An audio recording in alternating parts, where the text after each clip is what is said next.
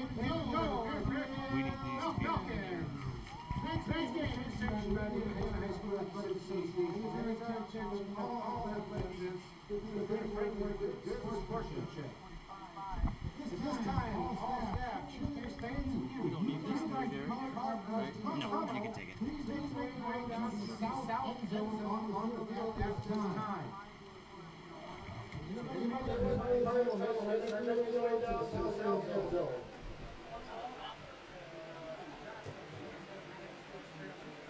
So that's official. Our Mr. Bud Holmes, Mr. Jacob Dilly, Mr. John Piper, Okay, we are on.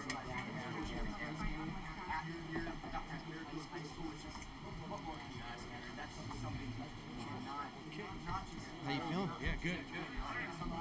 Okay, we got to get the numbers.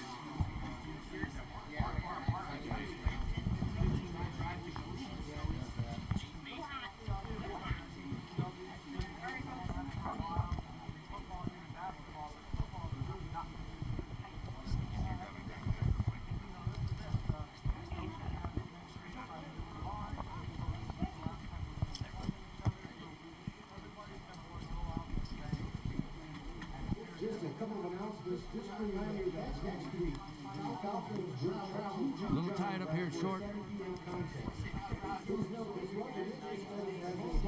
Check one.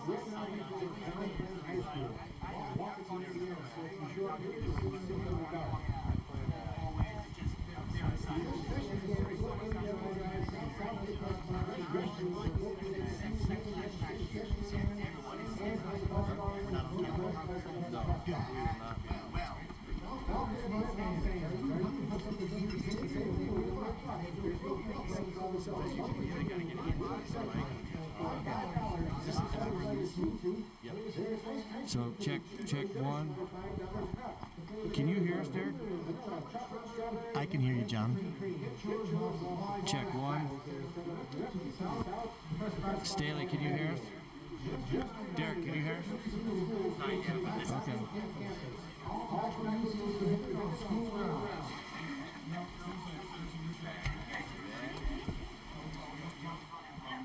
What was he calling you? He's like, "Can you tell me your favorite song?"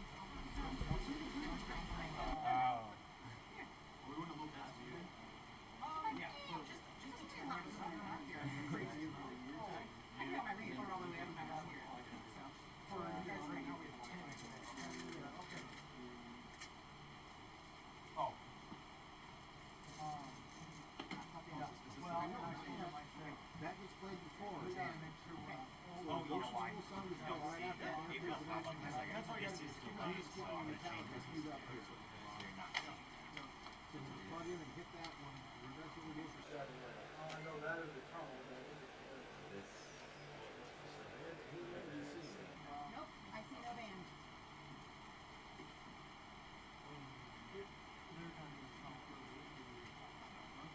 This is what I'm seeing. I think they're going to do that on, but there's no look like they're like it. We'd also like to thank this year's whole sponsors for our 12th man golf outing held this past June. Geiger CPA PC, Shipshawana Homes, Weatherman Supply, Horizon Windows and Doors Incorporated, Old Time Pizza, Dutch Made Bakery and Cafe, Ben and Ashley Haviland, The Element Masters, Fort Wayne Tin Caps, Resolute Logistics LLC, Quant Construction LLC, Brock Dunlap, number 71, class of 2025, Middlebury Electric, class of 2029, and Mechanical Man Incorporated. And we also want to thank the following organizations for providing pre-game meals for the football team this year. People's Bible Church, Benton Township Fire Department, JJ Supplies, our senior moms, sponsored by Who's Tire, Maple Grove Church, Fairfield Community Schools Administration, Clinton Frame Church, Blue Terrace Fire Department, Miller's Building Supply, Millersburg Fire Department, and the Fairfield 12th Man Club. Big thank you to all of those sponsors for keeping our boys well fed this season. For some reason, the umpire wants to talk to you guys. So unfortunately, you have to walk all the way to the school. Yeah, they did. Yeah. We had some fun last year. Yeah, we remember last year? And where the player falls off the ball. So if the ball is thrown, and the guy catches it,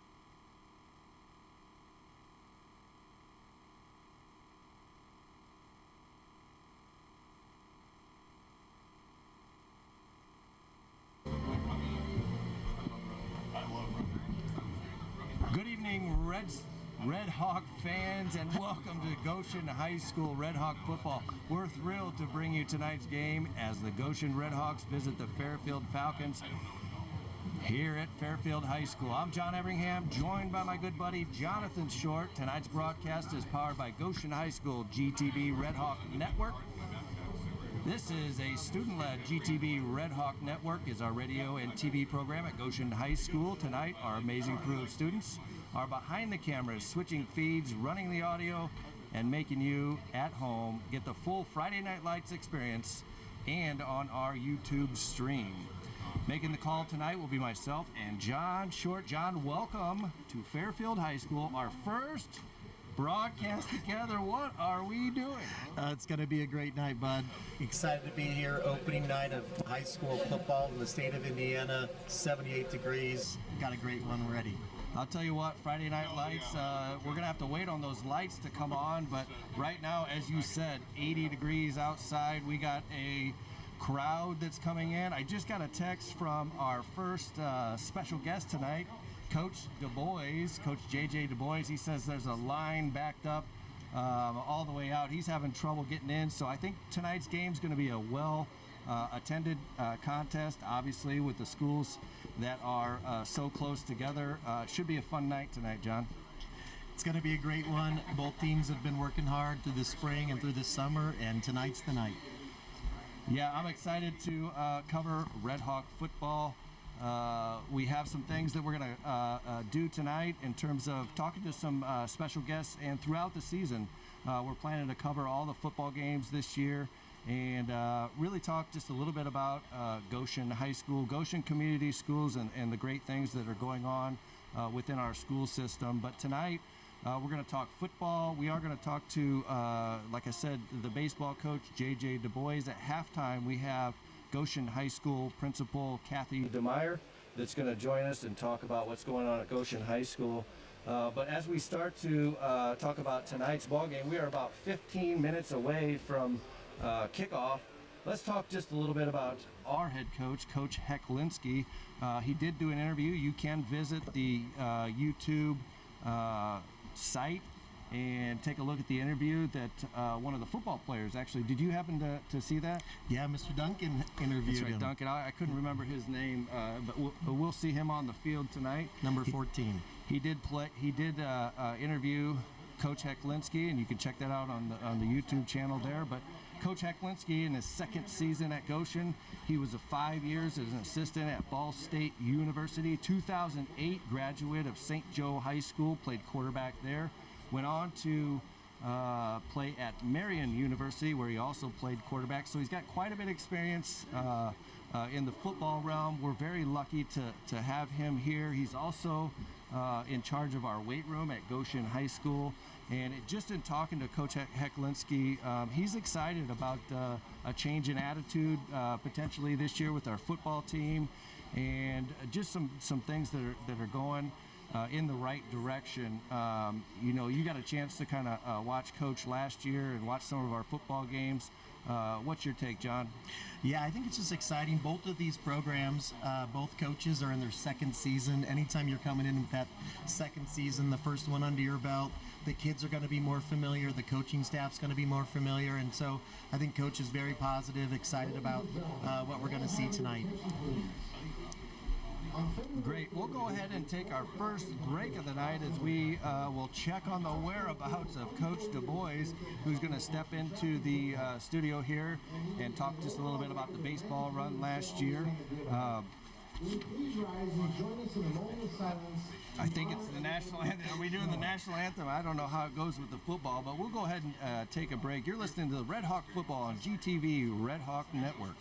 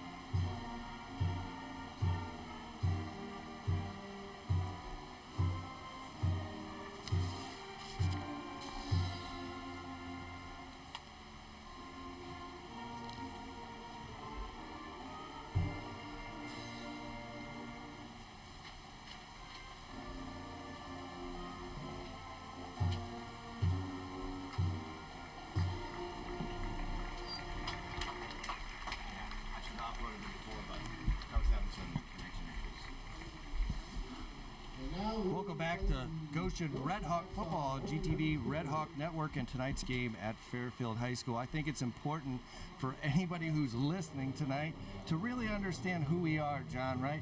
I mean, you played college tennis, right? Yeah. I was a collegiate basketball player. I coached a little bit of basketball at the high school level. I wouldn't say we're football experts here, right?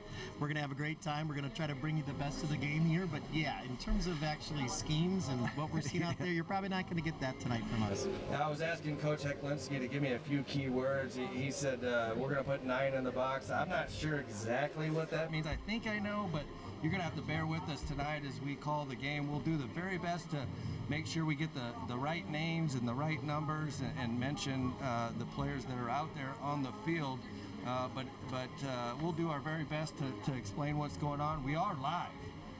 John, we're live on YouTube right now. We got some people actually listening to us, and it is recorded. If you, after the game, if you want to check it out on our YouTube channel, on GTV, you can check it out and watch the replay of the game as well. So anyway, let's talk just a little bit about the 2024 season. Obviously, if you're a Goshen fan, you know it didn't go particularly well. We were 0-10 last year. Coach Hecklinski obviously took over a rebuild here at Goshen. The RedHawks were really only competitive in just a few games, and I asked Coach Heck about that as Fairfield and Wawasee, but a very young team, John. Yeah, I took over a rebuild. We were starting a number of sophomores, just a few seniors, some juniors out there. From a competitive landscape, there were just a couple games that we were in early, but I think there's a lot of growth that's been happening, and we're excited for the 2025 season to see a little bit more competition out there. We're still just a little young on the team. You can tell by just the grades of some of the better players that Coach Hecklinski mentioned.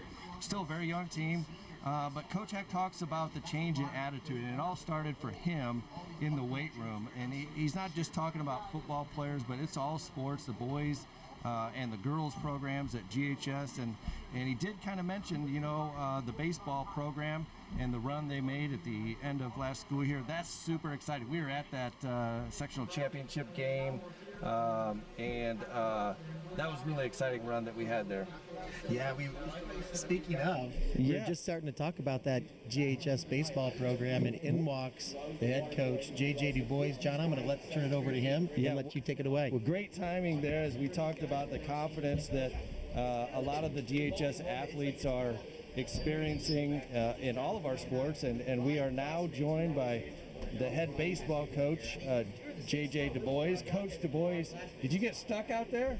Yeah, it was a little long line. There's some people coming to watch this game today. It's kind of exciting. I'll tell you what, it's a great night for football. We talked about that earlier. It's a great atmosphere. Obviously, 2 schools that are nearby, but Coach Hecklinski talked just a little bit about the confidence that some of our athletes are building, within our school, and certainly the run you had in baseball last year was a big part of that. Tell us a little bit about, kind of last season. You got off to a little bit of a slow start. We talked about that and how your team came together and had the success that it did. Yeah, if you look at our record going in, it was not pretty. But weirdly enough, it's kind of a full circle moment here. We came to Fairfield late in the year, and I think they were kind of in a rebuilding year. And we got beat by them, throwing our best pitcher at them, and we got beat. We had a nice little moment in the locker room after the game where I kind of jumped them a little bit. We kind of put it all out there, and they rose up to the challenge. After that, we played really well and kind of went into the postseason and had obviously that success. So, it was just I think that's maybe the moment. But we kind of all shared everything, and our kids really started to realize how talented they were.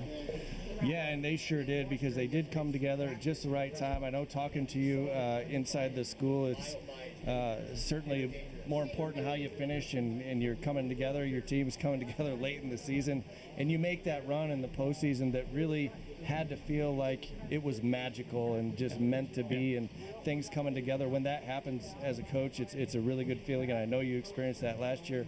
But let's talk about some of the players that made that happen, that were special for you last year. Yeah, I mean, we'll start with the guys, people are on the broadcast to watch the football guys. So we have four, to my knowledge, hopefully I'm not forgetting anyone, I have four baseball guys out that'll get some playing time tonight. First would be our catcher, Colton Rapp. He didn't play football last year, and I kind of was frustrated with him because I knew he had some talent. He's a pretty good wide receiver for us, and he's going to help us out a lot this year. And then Spencer Elliott, Jackson Miller, two freshmen that were varsity as freshmen in baseball, and then they kind of grew into that, and then they're going to be big time players here for the football team. And then Bennett Short, Bennett was a JV baseball kid, but he's going to be a good help out the football team a lot tonight. So that confidence, and they all got that big experience playing in front of big crowds and big moments. I always think football players and basketball players do a great job of not getting too worried of the moment because they play in front of a lot of fans every single Friday in basketball too. So it's nice to have those type of guys play baseball for you then too. Yeah, I do want to visit before we go. We got about 5 minutes before kickoff here. We got some other things we got to talk about, but you got to help me out with this quote that I think I read in the paper or that I heard as you guys made your run into the final four of the baseball tournament, Class 4A, correct? Yep, yeah. yep. And you said that Goshen. You wanted people to realize that if you come to Goshen, you can win. Yeah.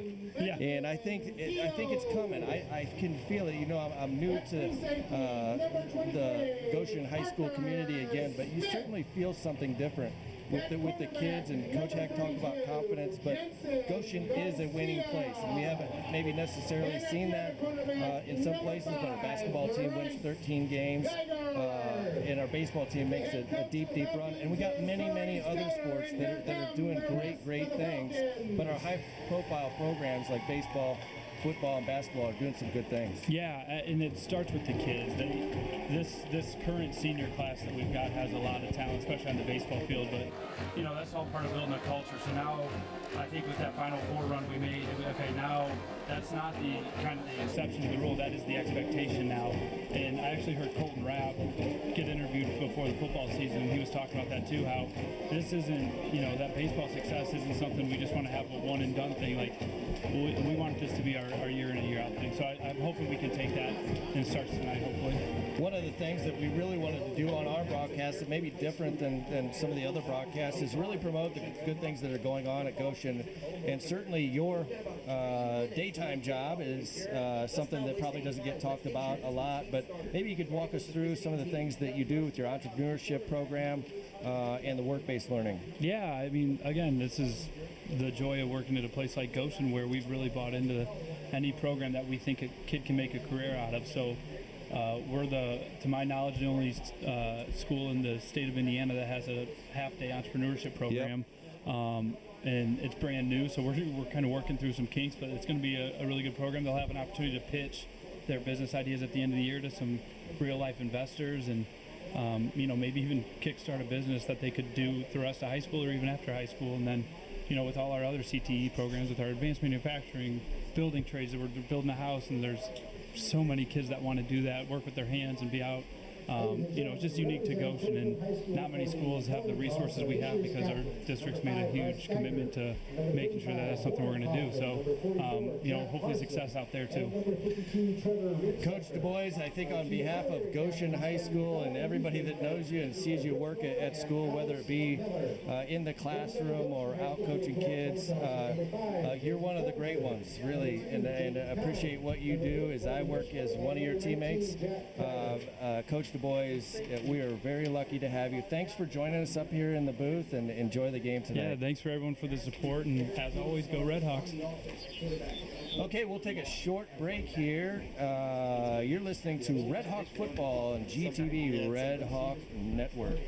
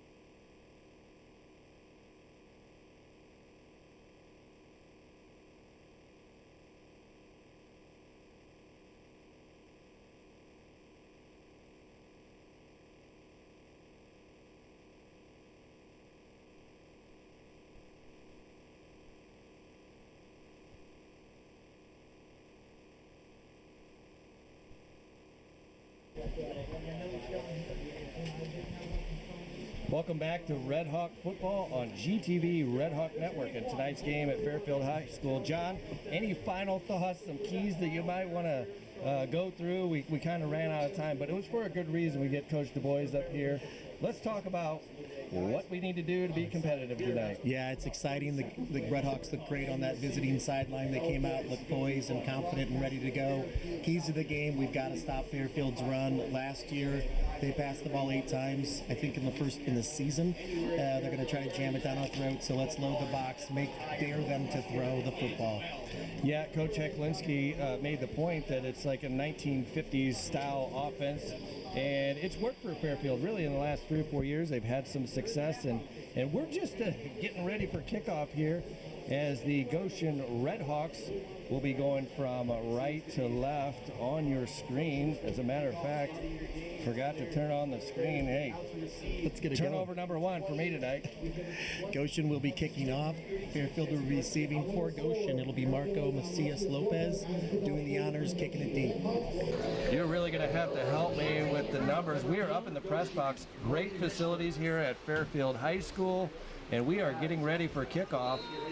As Macias approaches, he is going to punt it up in the air, a little pooch punt, and going to almost followed by 23, and he's going to run up to the 30-yard line and drop down by number 9 for the RedHawks. Dominic King with the tackle, and Fairfield will take over 1st and 10 on the 33-yard line. 33-yard line. I'll tell you what, with these short microphones and we're sitting up in the press box it's pretty tight up here. It's tight. We're in the 2nd or 3rd row, but we're going to do our best. Here we go. All right, quarterback for the Falcons is going to be number 4. That's Collar Moss, my bad. Yep, Moss is a 2-year starter. Started last year for the Falcons against the RedHawks as well.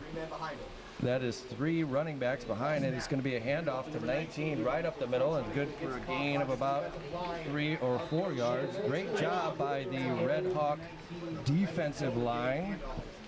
Yeah, the Falcons there didn't even line up anybody wide. They said, we're going to run up double tight ends, 3 backs in the back, and here we go. You know, John, there's probably a name for that. I'm sure there is a wing team, maybe. I don't know what it is. I think it is, bud. There are no wide receivers out, but 3 running backs. The rest of them are linemen. Yep, Goshen with 5 down linemen, 4 looks like handoff again, straight up the middle, and that's going to be good for about 3 yards. That'll be 3rd and about 3. Yep, so far the RedHawks are stacking the box. We'll see if we can get a stop here on 3rd down, John. I think I got Isaac Yoder. Let's start calling out some of the names on the defensive line. I saw 70 out there for the RedHawks. We got 5. We got Elliott. Very good thing we want. Positive yards every time we hand off the ball. Number 9, I believe that's Elliott. Here's the snap for the Falcons. That's going to be up the middle. That's going to be a 1st down and just a little bit more. Good for about a 12-yard gain. Right up the middle. Looks like number 35. Yep, just a big hole there on the left-hand side. 35 for the Falcons is Warren Kaufman with the run right up the middle. Moss is looking over to the sidelines, and help me out with the Fairfield coach's name. You said it before we got up here. Yep, it's Corey Stoner. Corey Stoner, Coach Stoner. Fairfield hikes the ball, handoff off to the left side, number 13 off the left side for about 7 yards. Yep, the last 2 plays, Fairfield's gone to the left side of the line there, and they're finding a little bit of space. Looks like they're using a little bit of tempo here. They're not huddling up. Got Cooper Wyatt for the RedHawks, man in the middle there at the nose tackle position. And it's going to be drawn offsides. That's going to be offsides on the RedHawks. Will be a penalty on the RedHawks. And that's going to move the chains for it. That'll be a 1st down for the Falcons.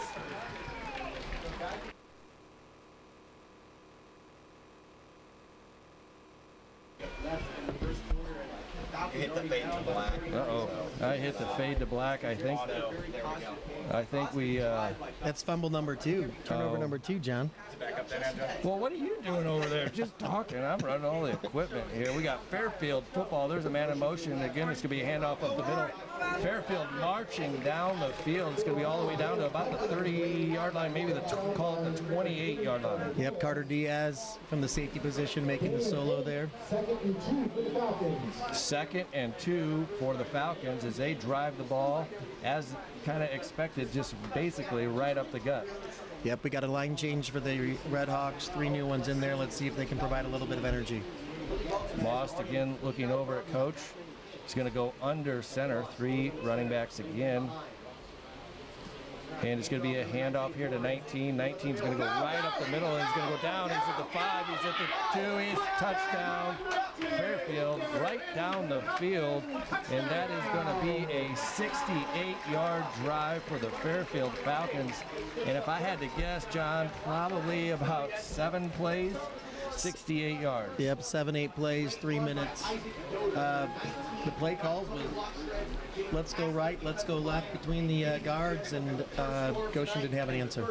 What a start for the Fairfield Falcons, doing exactly what everyone thought they would do, just running the ball right up the gut. And until we can stop that, they'll probably continue to do that. The extra point is going to be attempted by Jeremiah Hollinger. Here is the snap. The hold is fumbled a little bit, and it's going to be up, and it looks good. And that is going to be 7-0. Fairfield Falcons lead. The RedHawks will get the ball. We'll take a short commercial break. You're listening to RedHawk Football on GTV RedHawk Network.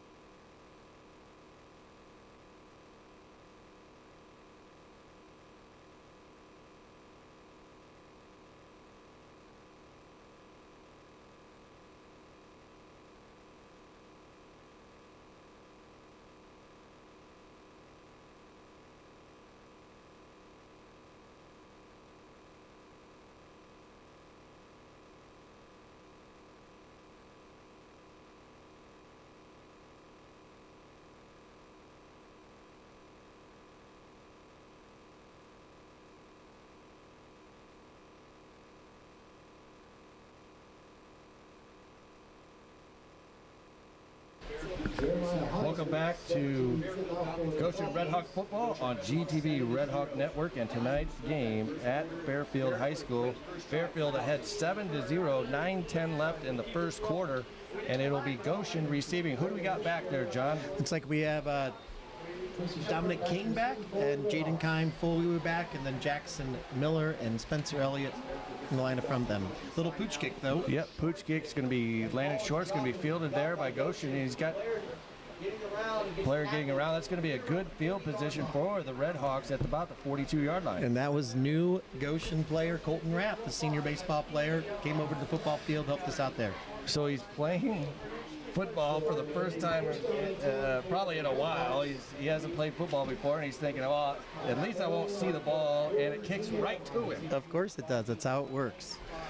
So it'll be Goshen RedHawk football at about the 42-yard line. 1st and 10. It's 7-0 Fairfield over Goshen with 9:04 to play. Yep, this is going to be our first look of junior Carter Diaz, number 3 in the QB spot. Full starter last season. Got some playing time as a freshman. Has played a lot of football for a junior, and we hope to hear good things, see good things. And he will point at the linebacker there, getting ready to take the snap. He takes the snap, flips it over to the running back. That's Clevenger. Clevenger is going to get swallowed up, and probably a loss of about 2 yards. Yep, they tried to get it out there, and Fairfield was ready for it. I'm just happy I remembered that number 5 is Clevenger. Yep, going to see 2 backs early on. You're going to see 5, Jason Clevenger, the senior, and you're going to see Jackson Miller, Jack's number 22, the sophomore, will spell him a little bit. So it will be 2nd and 15. That was a loss of 5, not 2. It'll be Diaz again under center. He'll take it from the shotgun now. Looks like Clevenger in the backfield. 2 receivers out to the far side. And that'll be snapped there. It'll be Diaz run right up the middle. He'll get a few yards and probably back to the original line of scrimmage, a gain of 5 yards. Nice play. Yep, they overloaded the right side there. Logan Mishler, the tight end, came in motion and led it. And Carter followed Clevenger and Mishler. Timeout. I thought you didn't know anything about football, Mr. Short. I don't. Play Well, tennis, it sure but sounded like it. Nice. I like it. That's why we got you up here. All right, it'll be 3rd and 10, 7:50 left in the first quarter. Fairfield ahead of Goshen, 7-0. 4 wide. Let's go, Goshen. 4 wide. Be snapped. If you're looking to pass, he's going to go ahead and run it up the middle. And there's going to be not much there, probably 2 or 3 yards. Looks like the RedHawks will have to punt. About 5 yards, 6 yards there. We'll see what they do here. Looks like we're going to go. We're hurry up. Hurry up. We're hurrying down up. and It's going to be a hurry up. No punt. 4th down and 5 at midfield. And it looks like Diaz looking over at Coach Heck and seeing what we will do. I can't see the play clock there. Yep, watch Spencer Elliott here. Far side here. We are going to snap it here. He's going long. He's going to look. He's going to turn back to the side. He's going to throw a bomb down the side. You've got an open man. It's going to be just over his head. And that'll be a turnover on downs. We did have an open receiver who looked like he kind of stopped. Yeah, I think our receiver there thought maybe he was going to the other side and just stopped running just a bit. 18 was the intended receiver. You got a name on that? I think it might be 19. I bet that's Jack Kreider out there, but it's hard to tell. Jack Kreider. We did get his name. Good effort, RedHawks. I like to see them. I know a lot of coaches will say on your side of the ball this early, it's going to be tough going for it on 4th, but I like it. Didn't work out, but I like it. We had a receiver behind the defense, Yes. really, and so. And you know, I know this sounds strange. I'm like, but if you look on the other side of the field, look at the Goshen fans shielding the sun. Somebody got caught up in the sun. Here's 1st and 10, right up the middle for Fairfield. It's going to be a gain of about 2 or 3. Not much doing there, but you can see the line of scrimmage is moving in Fairfield's direction. But much better job there, holding our ground with that D-line, linebackers flying in. Keeping them to a gain of 3. That was number 70 on the stop. That's Beckham Rivera. Junior. Good play by the defensive line there, holding them to about a 2-3. It is 6:32 in the first quarter, 7-0 Fairfield. 2nd and about 7. Let's call it 7. That is going to be Moss under center, right up the middle again. A little more room to run, and that's going to be close to a 1st down to about the 42-yard line. Rivera on the stop again. Unfortunately, just a little bit too downfield, and it looks like it's going to be a Fairfield 1st down. That left side's been tough for Goshen to stop. You got to give credit to the offensive line of the Fairfield Falcons. I don't see them stopping what they're doing right now. They're just gaining 2, 3, 5, 8 right down our throats. And there's another one down, hands off to 13 to the left side on the outside. A gain of about 3. Jack Kreider there on the stop. A nice tackle there in the open field. I believe when I watch football on TV that sometimes I hear about teams or coaches talking about negative plays. And, getting a team to go backwards. Goshen started, lost 5 yards on 1st down. Fairfield on all of their plays is gaining yards. Gaining yards, controlling the line of scrimmage. Goshen right now has 5 down linemen. Looks like kind of 2 offensive linebackers. We may need to put more in the box, John. Yep, it's right up the middle again. Making my job pretty easy, hand off up the middle. Hand off left, hand off right. Right up the middle. They're just going right up the middle, and you can't blame them because they're making positive plays. But it is 3rd down and 1. Let's see if we can't get one here. Yep, let's get a big stop. Just put everybody in there. 55, Jared Amaya, seniors, quickly into the game, playing nose tackle. Here we go. And it'll be Moss under center. He is gonna throw the ball. He's gonna look, and it's wide open there. 19 fumbles. And it's going to be complete on the outside for a gain of about 8. The first completion for the Fairfield Falcons on the 2025 season. And if I'm the RedHawks, I can live with it. We committed to stopping the run. We want to make them throw the ball. Let's see what we can do. Wasn't a big play, but it was a first down. He did kind of mishandle that ball as he was trying to receive it, but he did gather it and down to about the 22-yard line. It's hard for me to see with these columns up here, Yep. but 432. That was a pass play, but it was still to a back out of the backfield. Moss is going to hand it off right up the middle. That's going to be a gain of about 4 or 5. They are really just wearing down the Red Hawk defense. And that was number 55, Jared Amaya with the tackle there. Gain of 8 there, 2nd and 2. 4 minutes left to go in the first quarter. 7-0 Fairfield over Goshen. Got about 4 minutes left here in the first quarter. I'm still going back to that pass. I can look at the people across this shielding the sun right now. I think that's what it was. It's tough to see. And that's going to be a handoff right up the middle. The 35 is going to get down near the goal line, probably down to the 5. That's going to be a first down and goal at the 5-yard line. All right, let's go Redhawks. Let's get a stand here. Would be nice to get a negative play or something that doesn't go for 3, 5, or 8 yards.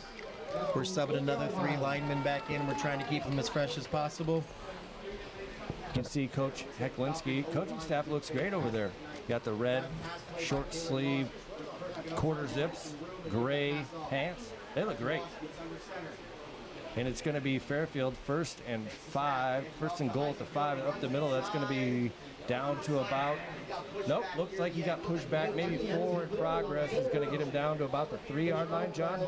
Yep, down to the 3. Spencer Elliott, Jackson Miller looks like they were in on that, along with Beckham Rivera too.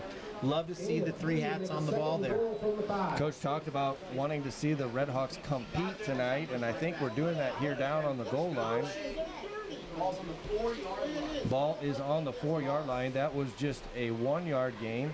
Again, it's going to be Moss under center. No wide receivers out to the left or right. It'll be 3 in the back. It's going right up the middle. That's going to be a touchdown, Fairfield.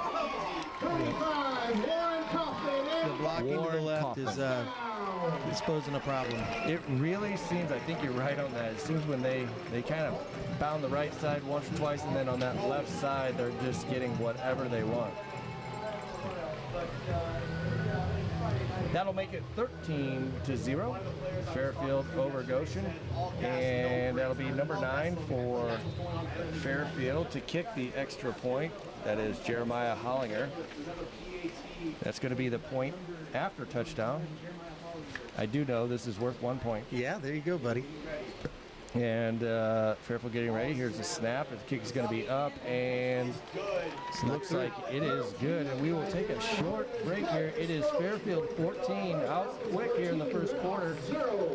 Goshen 0. You're listening to Red Hawk football on GTV Red Hawk Network.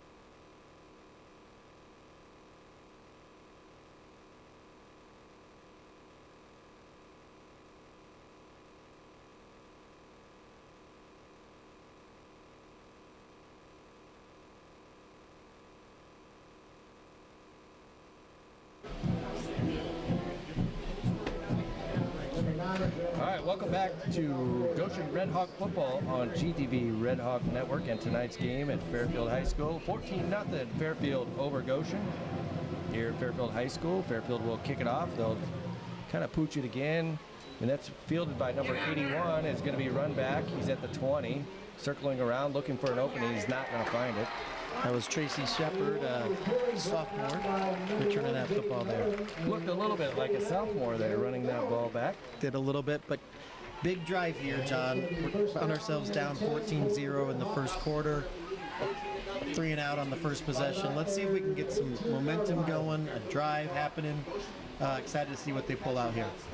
We did go 4 plays and a turnover on downs in our first that's possession. right. I said 3 and out. You're right. And sorry, I wasn't correcting you. I was just remembering correctly, but it would be nice to get some positive plays here. We got Diaz at quarterback. In the backfield looks like Miller. That's Jackson Miller back there in the backfield there, one back. It's going to be a handoff on the sweep there to 21. 21's going to look, and there's going to be a first flag of the night. Gosh, we haven't said that. Is that going to be a hold on Goshen? Looks like it is going to be a hold on Goshen. I would anticipate that Fairfield will accept that penalty. And that'll be a loss of downs. Here's where we're really going to struggle. Well, no, it's going to be 1st and 20. 1st and 20. If they accept it. I think it looks like they are accepting that. And it's going to be 1st down. The referees are marking it off, as you can see on your screen. No, 5-yard penalty.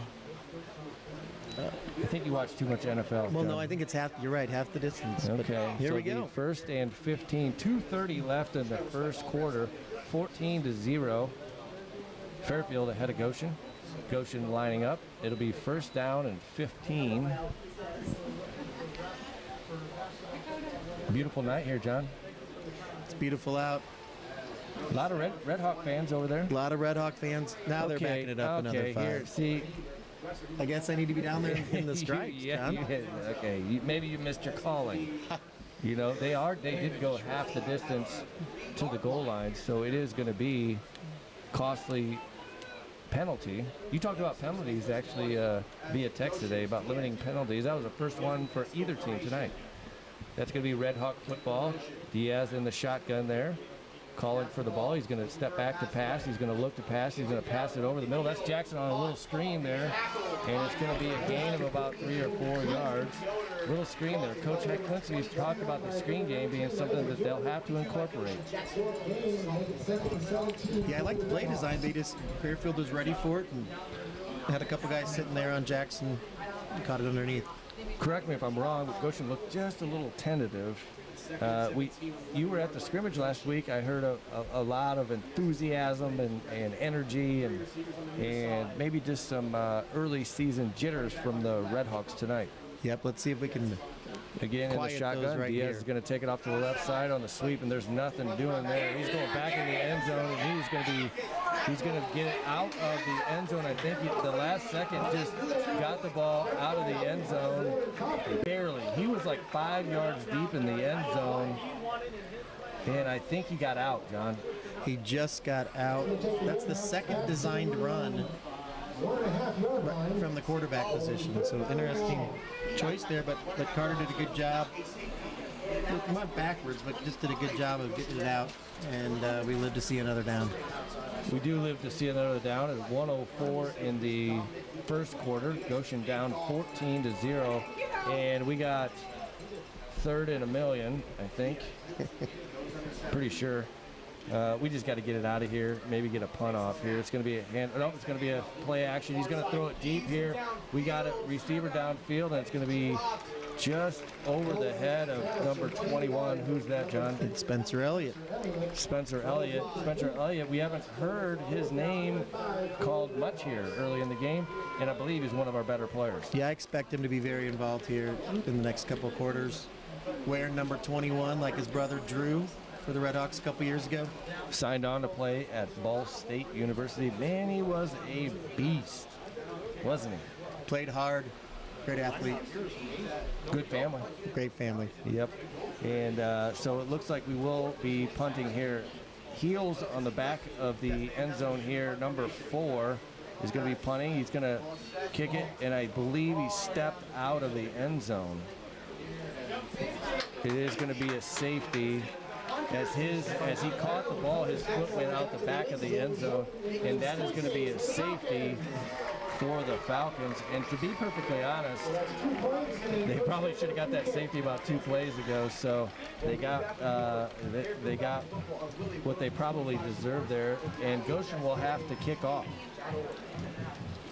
Yeah, not a lot has gone right here in the first quarter for the RedHawks.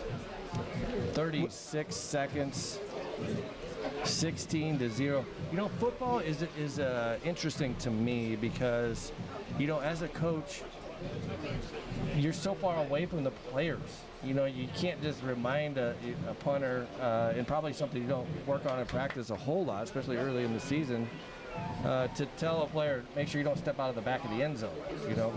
Yeah. And so, unfortunate, you know, play for the RedHawks, and we'll have to give the ball back to Fairfield. Yeah, that's a tough first punt of the season, and that's, you know, we're putting from the back of the end zone. Snap was a little low, but not too bad. It just, unfortunately, took a step back when he was catching it and put his heel on the back line. Okay, now, I believe on a safety, pretty sure I'm correct here. Free kick. You get a free kick. You can kick it off the tee, or you can actually punt it. And it looks like we're going to have number 4. That's Marco Macias Lopez. Macias Lopez will kick off, and back for the Falcons will be. He had a very solid kicking year last year for us.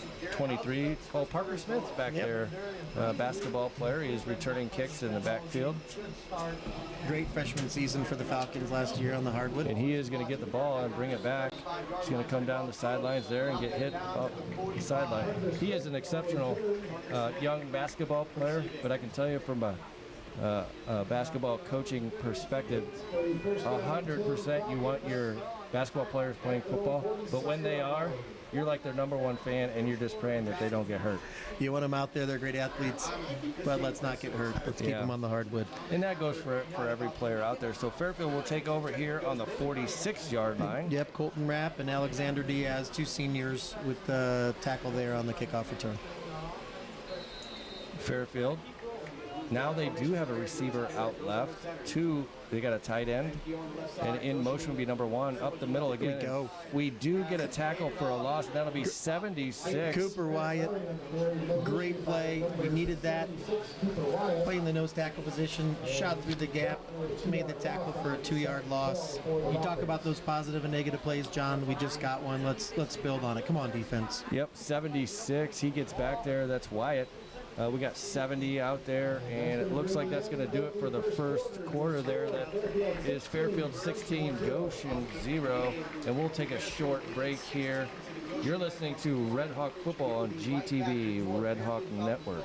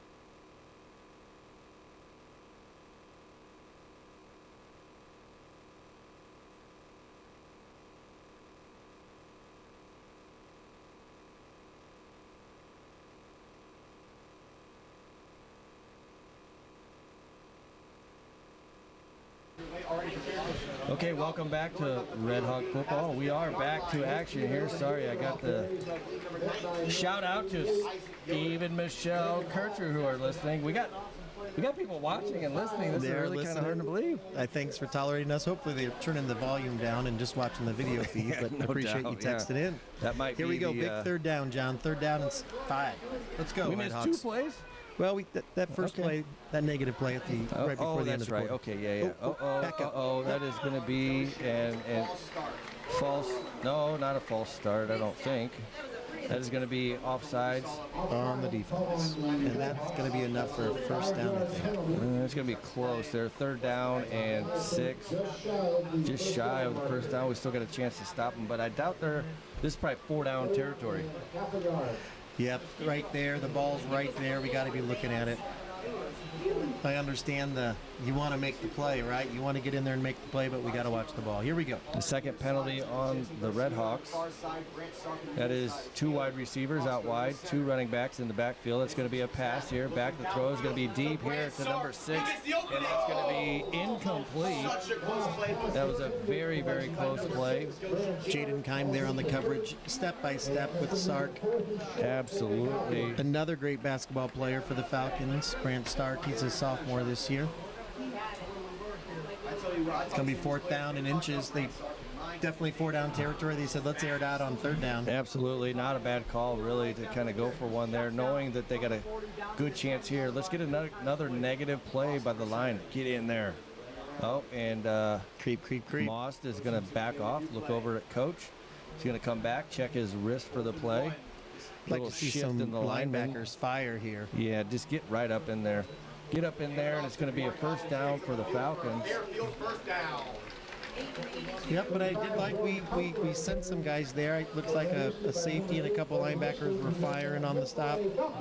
Jack Kreider and Logan Mishler on the tackle. Let's do that more often, RedHawks.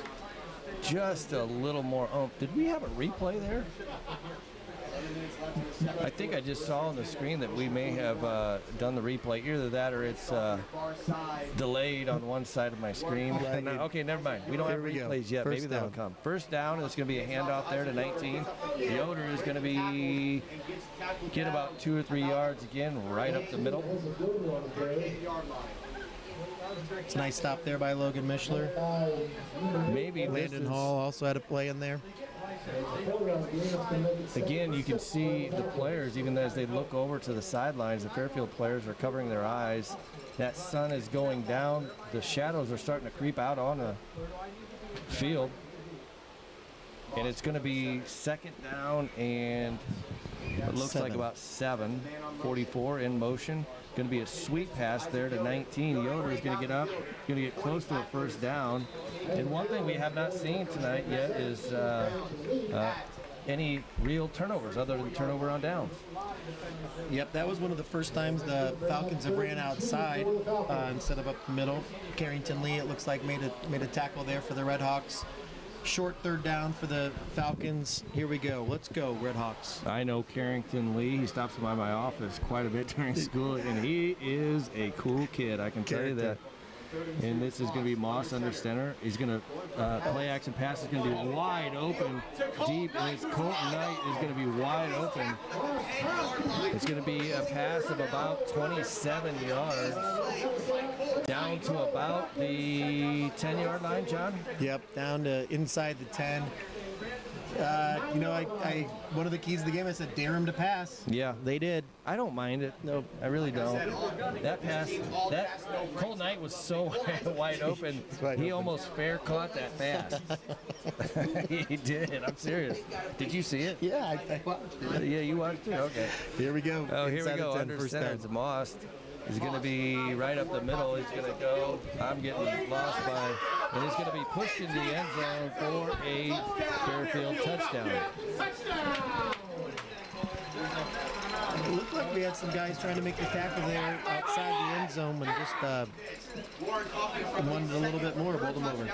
It's 9:02 in the 2nd quarter, and it is going to balloon to a 22-0 lead for the Fairfield Falcons.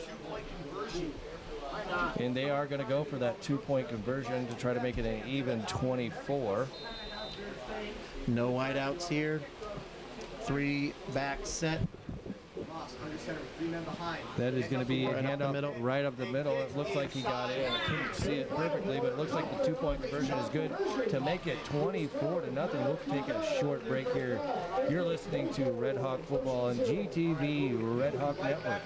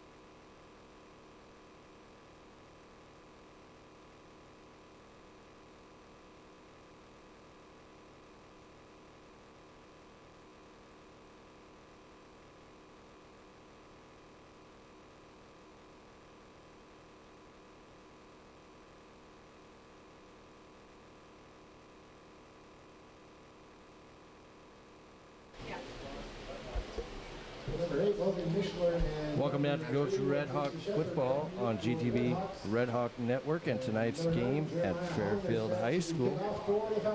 How are the stats going over there? I just looked down at my stat sheet and realized I haven't been taking too many. Oh, it's really funny, actually. It's hard, isn't it? This job is not easy. There we go. Kick off to Colton Rapp. Okay, Rapp's going to get it, and he's going to be taken down at about the 22, 23-yard line. I think we're up to the 32, buddy. You can just kind of see the sidelines for both teams. A little excitement on the Fairfield, and they have reason to be excited. And we're going to see, this was a planned by Coach Heck. We have two quarterbacks this season. Carter Diaz played the first two series, and now you're going to see a sophomore, Cannon Deemer, into the game for his first varsity action. Planned, I think they were going to go 2-1 split on the series here in the first down. So excited to see Cannon. Had a knee injury last year, but he's battled back, worked hard, and here we go. So, help me out with the name again. It's Cannon Deemer. Deemer at quarterback Number now. 6. First varsity action of his career. Let's see what we do here. He's got the shotgun formation. He's going to take the snap, hand it right off the middle. And that's going to be Clevenger down for a loss of about 2 yards. Yeah, we're just not getting the same push with our line that we're seeing from the Falcons side when they're on offense. So you got a son out there on the football team, sophomore, so you know some of these sophomores pretty well. Junior for me, but yes, I do know some of the sophomores sorry. great. Yep. Oh, boy. We're doing great, bud. Here we go. Second down, 12. Let's see what we got. We got Kime, Elliott, and Rapp and Mishler lined up in the tight end and wide receiver spots. And I can hear out of my ears somebody else saying Diaz, but it definitely is not Diaz. No, Diaz number 3, and this is Cannon. Cannon's a little bit taller than Carter. Man, that sounds like a football quarterback first name, Cannon. Right? Could it be any better? No. Well, I'm excited to see him throw it and see if he has one. Yeah, me too. Well, we got a delay here. Out there as the referees talk. I'm not sure exactly what they're talking about. Again, we're up here in the press box. We got some columns that you have to move back and forth, and these stationary microphones makes it a little difficult, but I think we're doing okay. The kids are doing great with the cameras. We got the video feed going, and hopefully, we're getting through. But it looks like they figured it out here. I think it had to do with the play clock. 8:33 left in the second quarter. Looks like we're going to reset it and start underway. Well, we have somebody up here in the press box that's actually on the cell phone. I think that's illegal, John. Maybe it's the offensive coordinator. Well, no, I think they're getting a message from on the field that they want us to turn off the south end zone play clock because it's not working. So they're going to turn that off, and they're just going to use the north end zone. Yeah, you're right. What do you think of that south and north that I just pulled out? I was gonna say something, but I'm trying to keep the humor to an appropriate level. But you're right. I was gonna say how did north. It takes me a while to do the whole north and south thing, but you did nail it for sure. And it looks like we're gonna go ahead and get underway here. Yeah, second we down are. and 11. Here we go. So Cannon. See if he's got a cannon. He's gonna get his first varsity pass. Nice throw out to the wing there. It's going to be complete out to number 11. Colton Rapp. Rapp with his first reception of the season. Positive yardage. Let's go. We got a short third down now. He grabbed that, set his feet, chucked it out to the right. I love it. Good protection by the line there. That was a nice throw. Yeah. Very nice throw. Okay, it's going to be a handoff up the middle. That's going to be Clevenger, and it's going to be nothing doing right up the middle for no gain. It's going to be fourth down. Looks like we're going. We're going to set up quick. Do it again. Here we go. It's going to be tempo here. We're going to set up quick. We're not going to allow Fairfield to set up, and we're going to be a quarterback sneak, and that's going to be short, John. That is not going to be enough. That's 4th and 2 yards. We did get one. Yep. I think it is going to be Fairfield. You're football. right on that yard marker, John. It looked like he was short. Interesting call on 4th down and 2. I like the hurry up. I like going, but What's weird is everybody's staying on the field. It is going to be Fairfield football, and that's going to be our second turnover on downs.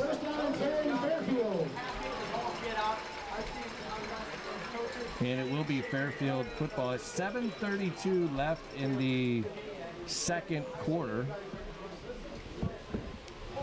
24-0. Fairfield in the lead. Yep.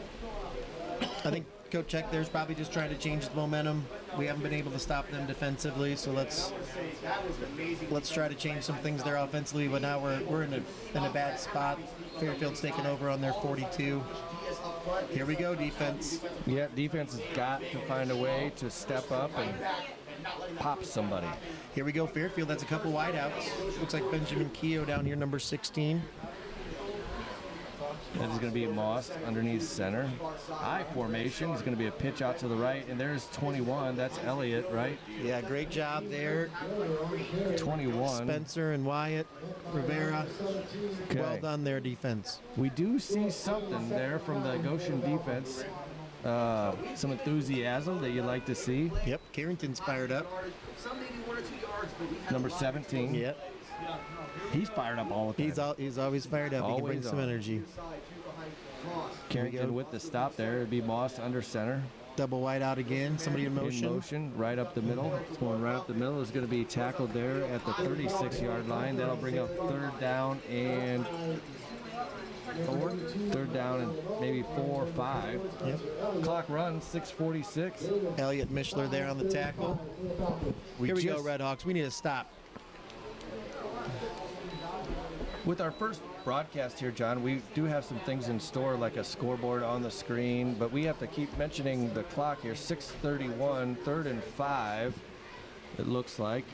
And that's going to be Moss looking over at Coach. 3rd and 5, that's going to be a penalty flag. Certainly is not the lay of the game, but I think we might have had, I can't see. Looks like the Goshen players are clapping, though. Let's move them back 5. That would be nice. We have not gotten a stop tonight. Not Haven't one. gotten a stop tonight. Could use one here. We are They're picking up the flag. Picking up the flag.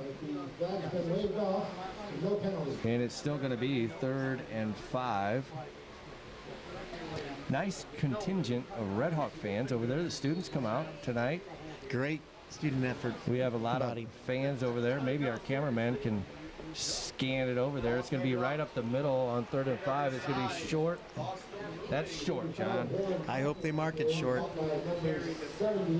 It's going to be 4th and less than a yard, but let's go. Let's call out some of these names. 82 on defense. Lamoni, Michael Lamoni. Michael Lamoni. Sophomore. I think he's a CTE guy because I told him, I said, I wish my name was Lamoni. Such a cool name. Yep, Lamoni. Coach Eck said if we had 22 of him, we'd be okay. Yeah. That's what you want on the team.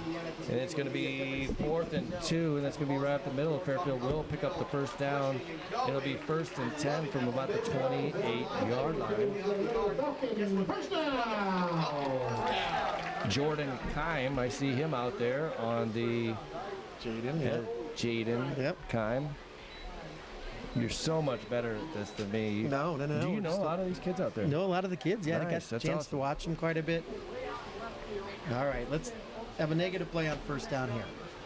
Here we go. It's Moss under center. He's going to hand it off to 35 right up the middle. We did get a hit. I'd like to know, was that who we? 82. 82, Michael Lamoni. There we go. That's the first hit. Pop. Just get in there and hit somebody. So I think it's maybe that preseason or early season, maybe jitters. We just got to get out of that. And the coach talked about running downhill on offense and defensively. I'm sure it's a similar kind of philosophy where you got to get down there and hit somebody. Yep. I like firing our linebackers, get them a head start, a 2-yard head start, and fire them in there. And that's going to be Moss under center. Handoff right up the middle. Yoder is going to be brought down. Oh, fumble! And it's in the open field. It's That's number Cooper 70, Wyatt. Cooper Wyatt. And there's nobody around him. As long as he stays on his feet. 20, the 10, the 5. It's touchdown, RedHawks. What a play. If you told me the first Red Hawk touchdown of the year was going to be scored by Cooper Wyatt, I don't know if I would have taken that bet. I didn't see a fumble. I think he just I took it don't right know. out of the breadbasket. I don't know if anyone in the blue jerseys realized that a Goshen player had the ball running the other way. They were looking where it was down, and Cooper was on his way, and he had an entourage with him to make sure he was escorted safely to the end zone. I saw a clip of Daniel Jones. You remember when he had open field and he kind of stumped like. Stay I was on just your kind of feet, hoping. bud. How many yards was that? It had to be about a 70. Actually, it's a 21, so it'd be a 79-yard return.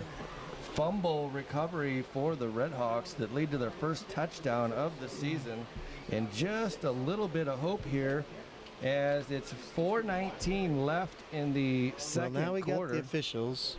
Oh boy. Oh, boy. It makes me nervous.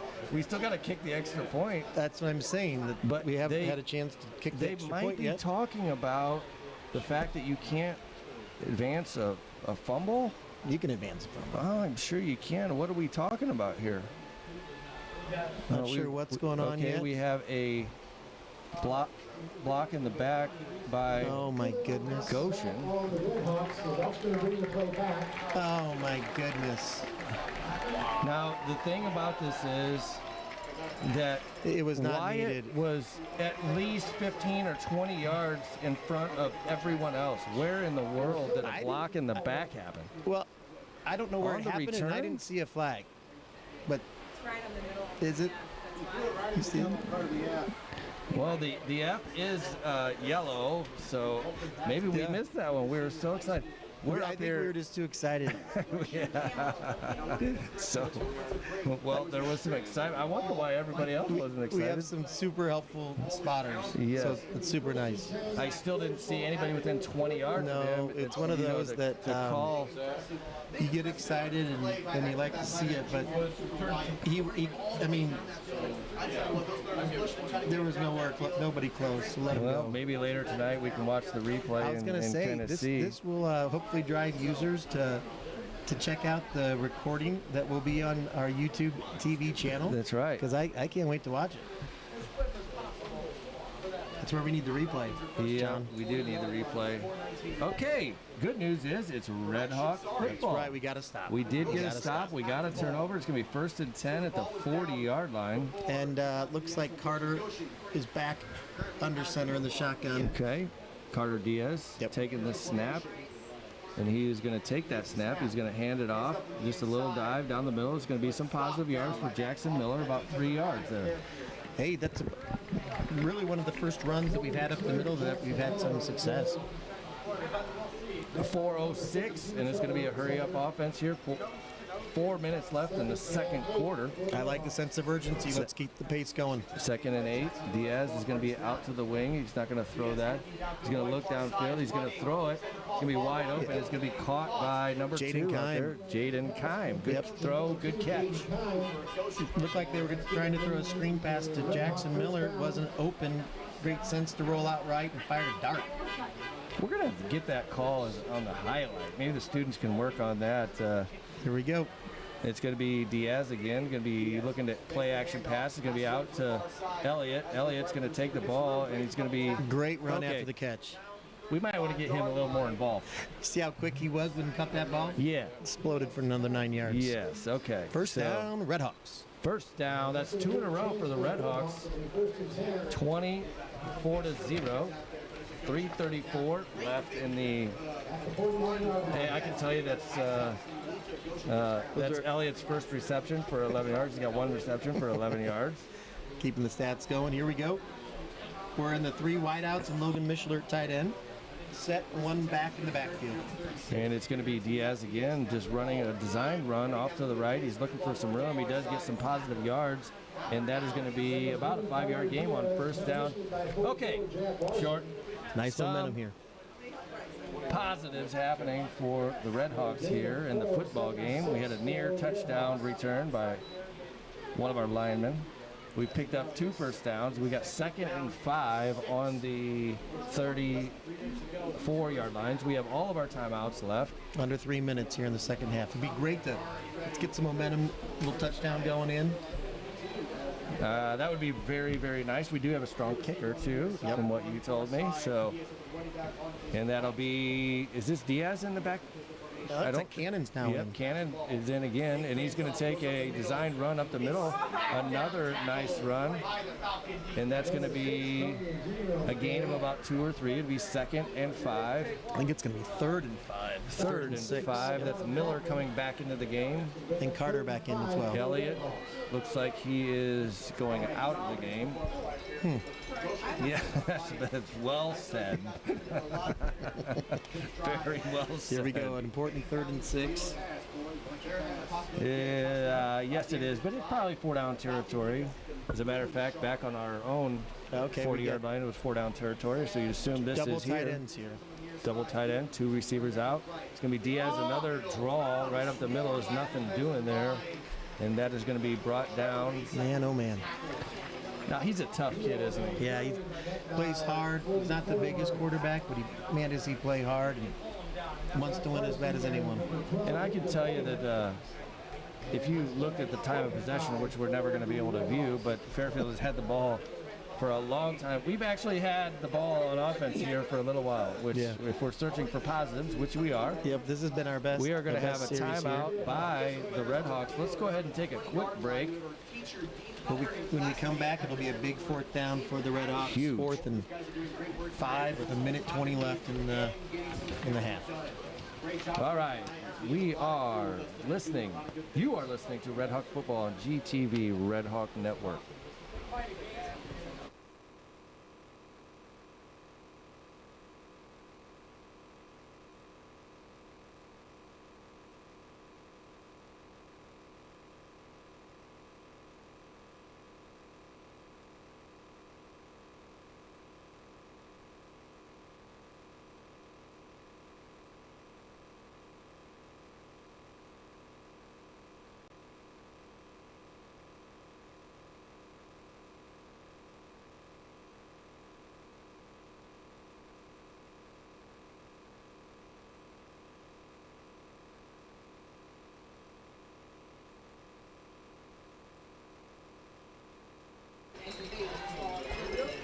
Here we go, big 4th down, John. 4th down, welcome back here. 4th down and about 6, and we have Carter Diaz in at quarterback. Both quarterbacks have done a fine job.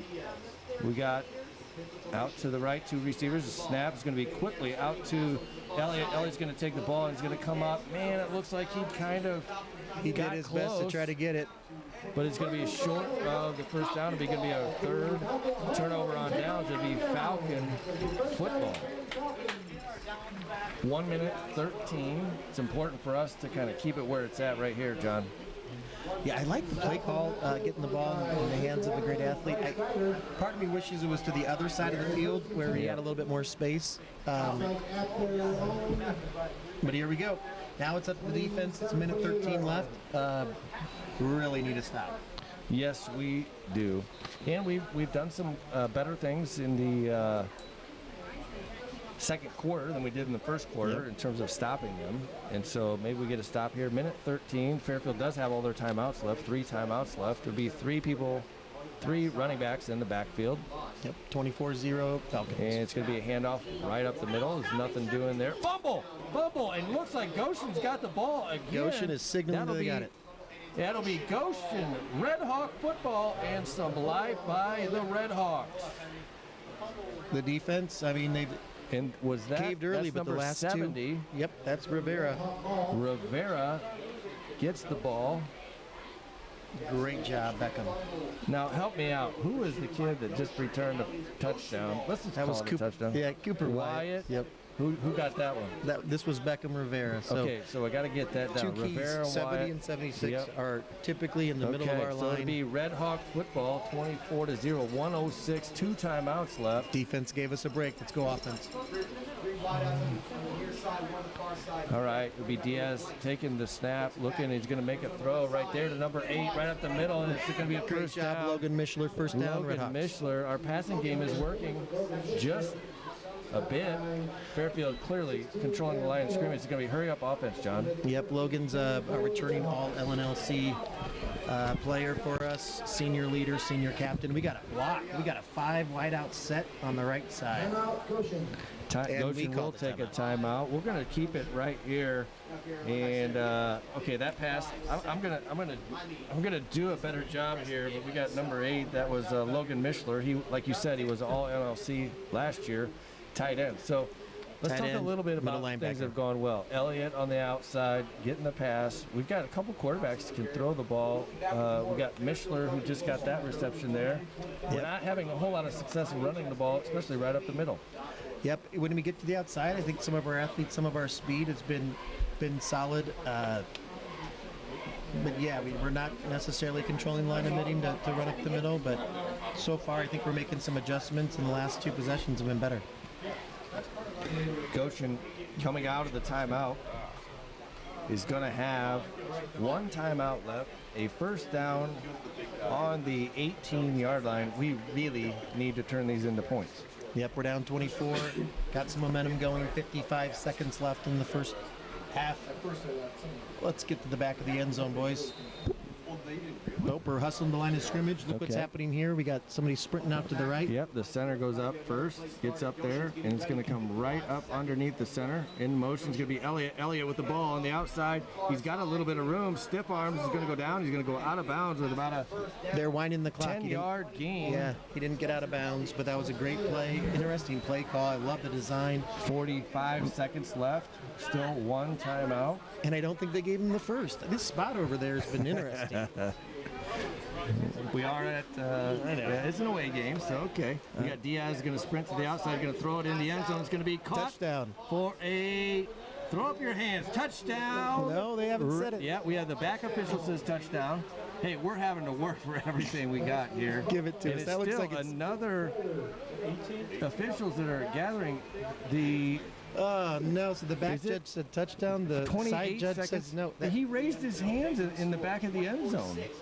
It's the side official- judge over there that's a little tough. The official in the back of the end zone raised his hands and said touchdown. All right, so it's going to be first down. Okay, 28 seconds. They are going to wind the clock. I'm just calling what I see out there. The official threw up his hand. I thought that meant touchdown. I mean, I know I don't know a whole lot about football, but I do know that. It's been interesting. Okay, so we got first and goal at the 3, 28 seconds to go. And they they did- gave it a touchdown. Are we going for 2? I think we're going for Oh, 2, John. That's not our fault. No, it's on the 3. This is the extra point. That was Jack Kreider with the touchdown Jack catch. Kreider with the touchdown. We're going for 2. It's going to be off to the side. He's got some room. He stumbles. Diaz is going to try to get it in the end zone. And look, he does get in the end zone. And it is going to be good for the 2-point conversion. Well, Listen, that guy, the official on the far side could have just raised his hands and made it easy. We're struggling up here. We're doing the best we can. He can just throw up his hands. Yep, I'm not trying to make excuses, but we're a lot of people deep here in this press box. It's tough to see. We just need all the help we can get. So it's 20, That's awesome. But level set, 20 seconds left here in the second quarter. Falcons right. still up 24-8. But what a big drive, what a big turnover, what a big score. I hate to be this guy, and I'm certainly not saying this to try to keep the viewers that we have watching to keep watching. But All look, three. we got the turnover that was called back for a touchdown. Yep. And then we got an actual touchdown. It's great. You know, Let's call go. me crazy, but Yep. there's nothing that says the score can't be 24-16. But we were so confused a little bit on that, whether or not it was a touchdown. We didn't really go over the play, but the play was a great design. Carter Diaz rolling out right, fired a low bullet. Jack Kreider, number 19, senior, with a great catch. Not a bad play on Coach Heklinski's part, because now it is a 2-score game.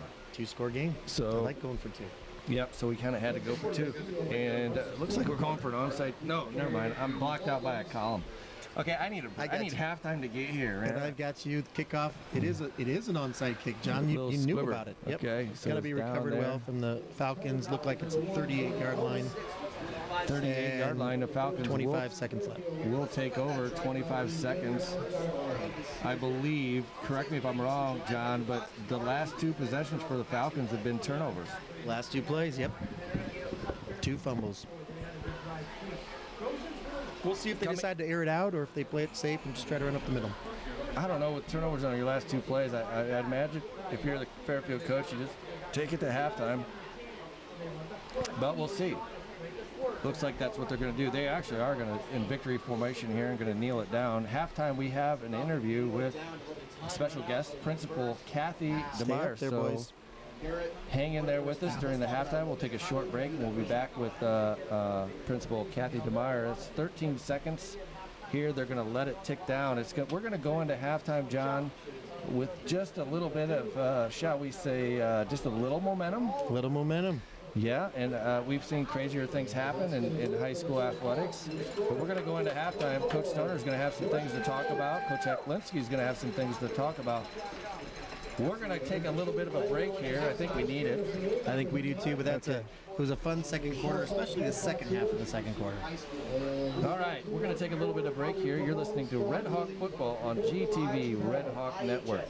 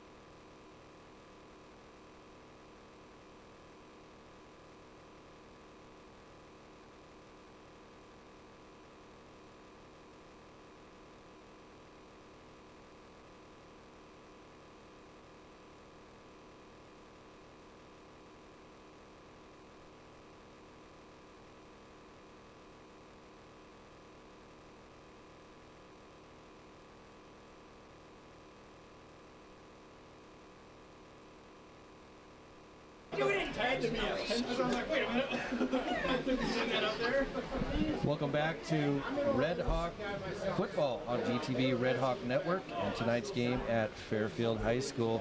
The score is 24-8, about 12 minutes here until the halftime is over. We are now joined by Principal Kathy DeMeyer at Goshen High School. Thanks for joining us tonight. You're welcome. Thanks for inviting me. What are we talking about? I think we should talk about all the great things going on at Goshen High School. We have a lot of great things going on at Goshen High School, and we could probably spend more than 12 minutes, but we'll do our best maybe in the next 5 or 6 minutes.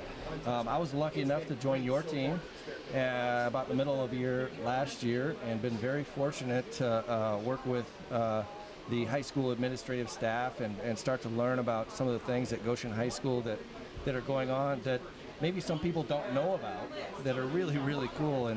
And I shared with you the other day about a new teacher talking to me from another district that came to our district, and talking about how cool and how awesome our kids are, and maybe just talk just a little bit about some of the things we got going on at Goshen High School that are great.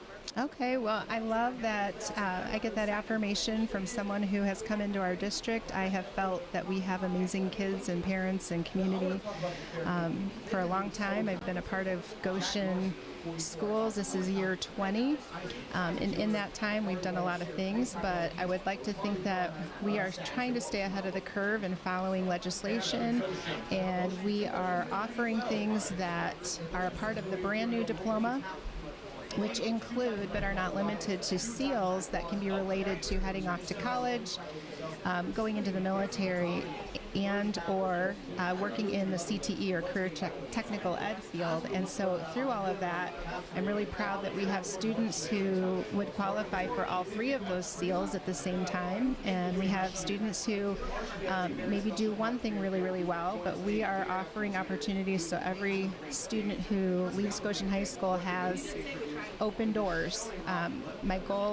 Our goal as admin, and I know having you join us, I was really happy when you agreed to do that, means providing different opportunities. So I know I've heard you explain to people 2 years ago we had one half-day CTE program. Last year I think we had 2. This year we're offering 11 on campus, but we also still partner with 3 different, 2 career centers and 1 co-op.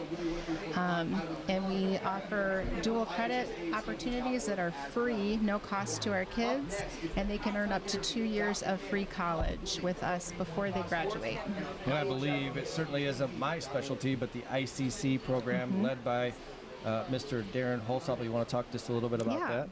So the ICC is just a short way to say there's a core library of credits. There are certain categories. You have to get certain credits within each of those categories. You have a primary dual credit partner. Ours happens to be Ivy Tech. There's a law in Indiana that Ivy Tech credit is something accepted by all of our state schools. A lot of it for face value, some of it for elective value. Most post-secondary institutions want you to take their math, for instance. But we have students who, when they earn those 30 credits that fall in that ICC, it is recognized. It's like it's stamped, and it's an agreement that when you take that to college, they really don't need to analyze that part of your transcript. They just know that we have certain things that we follow that they have laid out for us, and your child has met that, and 30 credits is 1 year of college done. Absolutely, and I know Mr. Holtop was talking about some dollar amounts that kind of equals those dual credit opportunities, for our students, and in upwards of $1 million or $2 million. Right. We're talking about big money for families as they graduate from Goshen High School, and taking those dual credits on to whatever the next step might be can equal some big money. Let's go back just a little bit as people hear you talk about diplomas and some other things in terms of legislation and the things that you got to think about as a principal. But how did you get your start in education? Why did you get into education, and how did you get where you are right now?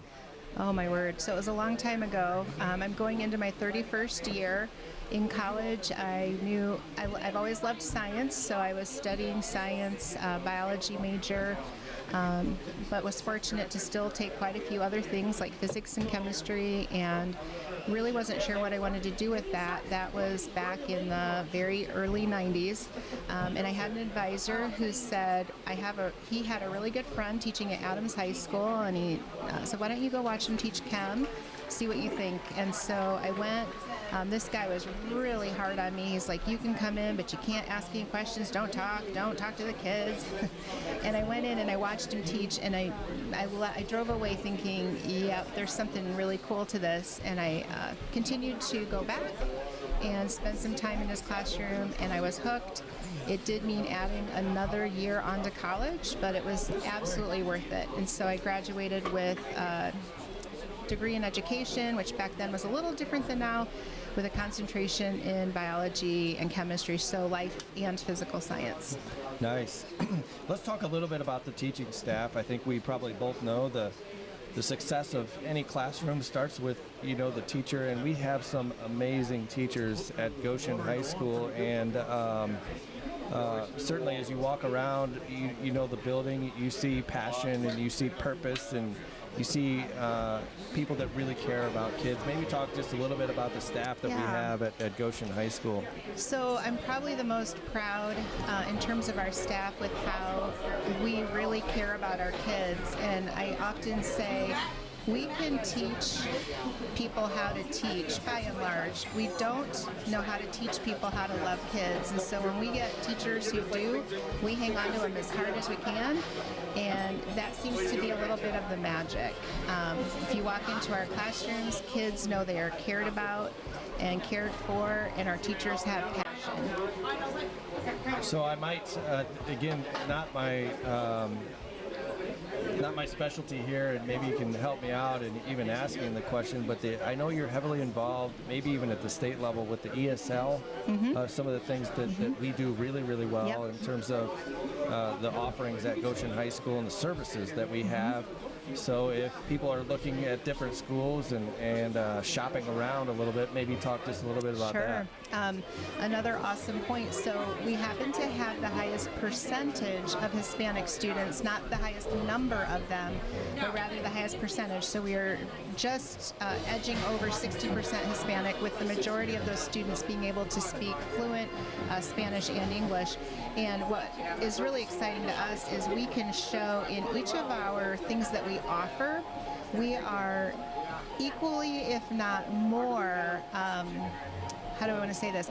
We have equal participation of our Hispanic students and non-Hispanic, and at times our Hispanic students are absolutely outscoring, outranking everyone else, which I would expect statistically, since the majority of our students are. But I'm really proud that we are able to offer those opportunities, because we also have a lot of kids coming to us directly from other, like, home countries when they are 16, 17 years old, and we have an EL program in our school where we just wrap around and do everything we can to help those kids learn the language as fast as they can. And that's what's happening. It's really cool. Yeah, the culture at the school is really amazing. And again, I'll throw in this, that a new teacher, another teacher that I talked to from a neighboring district, came in and said to me that he's like, John, this place is awesome. And he's like, it's very evident when you walk down the hallways, the behavior of the kids. Go into the cafeteria during lunchtime, and you just see happy people, students that are willing to learn, teachers that are teaching, and people that just really care about each other at Goshen High School. Yeah, one of the things I said last year, and I meant it, but I think at times it may have sounded kind of funny. It is enjoyable to go to events and be near our student section. We have kids who just inherently, by and large, do the right thing. Every school has, a handful that act like kids, but I've just been really pleased. We have such a support structure through our parents that, to tell you the truth, we don't have major problems. We have people in the community, or I should say not in our community, we have people in surrounding communities who hear things and think we don't, but it just isn't like that.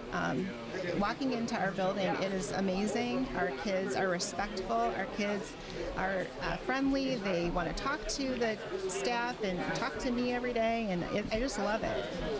I think we're going to get some opportunities to sit and chat, maybe a podcast with Mr. Staley's class and radio TV as we kind of push the envelope on things that we're going to do. So I know we could talk longer, but we do have a couple minutes before the second half starts. So thank you so much for joining us up here. Well, thanks again for having me, and I encourage anyone listening, if you want to learn more about Goshen High School, please call, reach out. I'd be happy to chat, give you a tour. We do those kinds of things all the time. Okay, thanks for joining us. You're listening to Red Hawk Football on GTV Red Hawk Network. We'll be right back.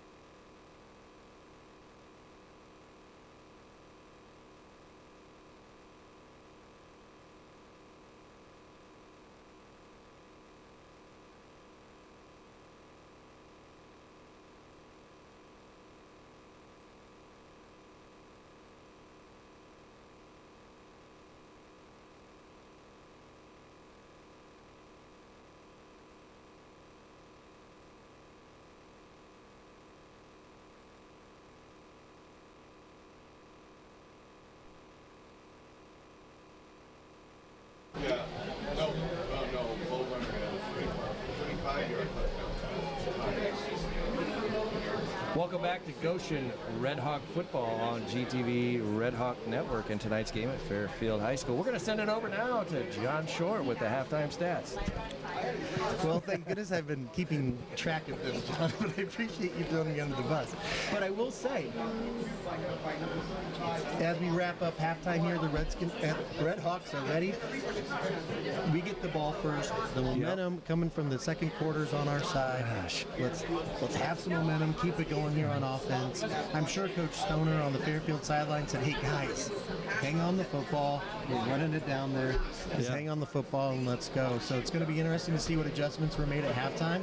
But let's, get the ball first. Let's go. So that was my stats, bud. That was great. Mm-hmm. The most important stat is 24-8.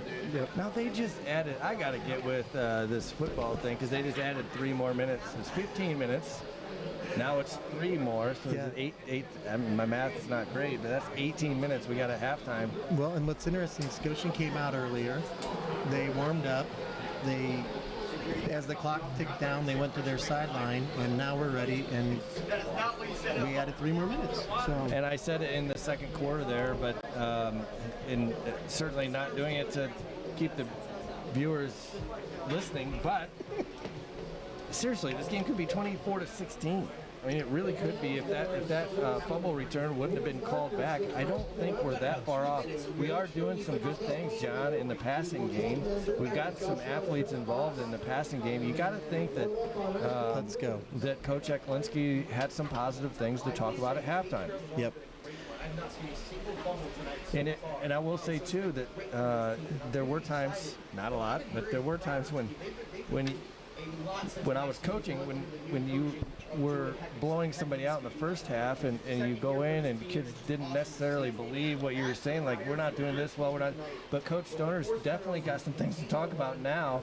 So I was always almost a little happy when somebody would make a run late in the second quarter because it kind of gave some of your halftime speech a little bit more credence. Yeah, so I would like to think that Coach Stoner is going into halftime, maybe caught the attention of his players. So it'd be interesting to see the confidence of Goshen increase and then maybe the focus kind of pick up of Fairfield. We'd love to see a good football game here in the Great second half. Yep. You got to think that Goshen's going to try to continue to pass the ball, to move the ball down the field. We do get the ball coming out here in the second half.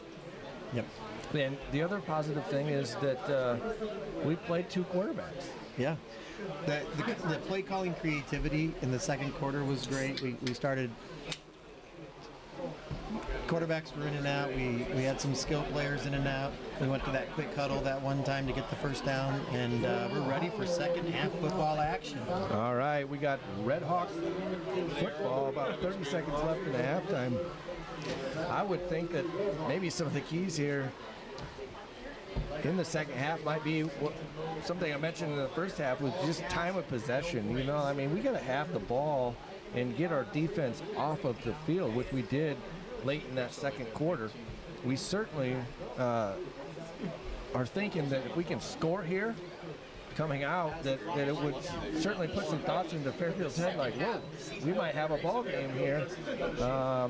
Yep. So I think the start of this third quarter is tremendously huge in terms of the outcome of the football game. Yep, momentum on our side. Let's go. Number 9 for Fairfield will kick it away.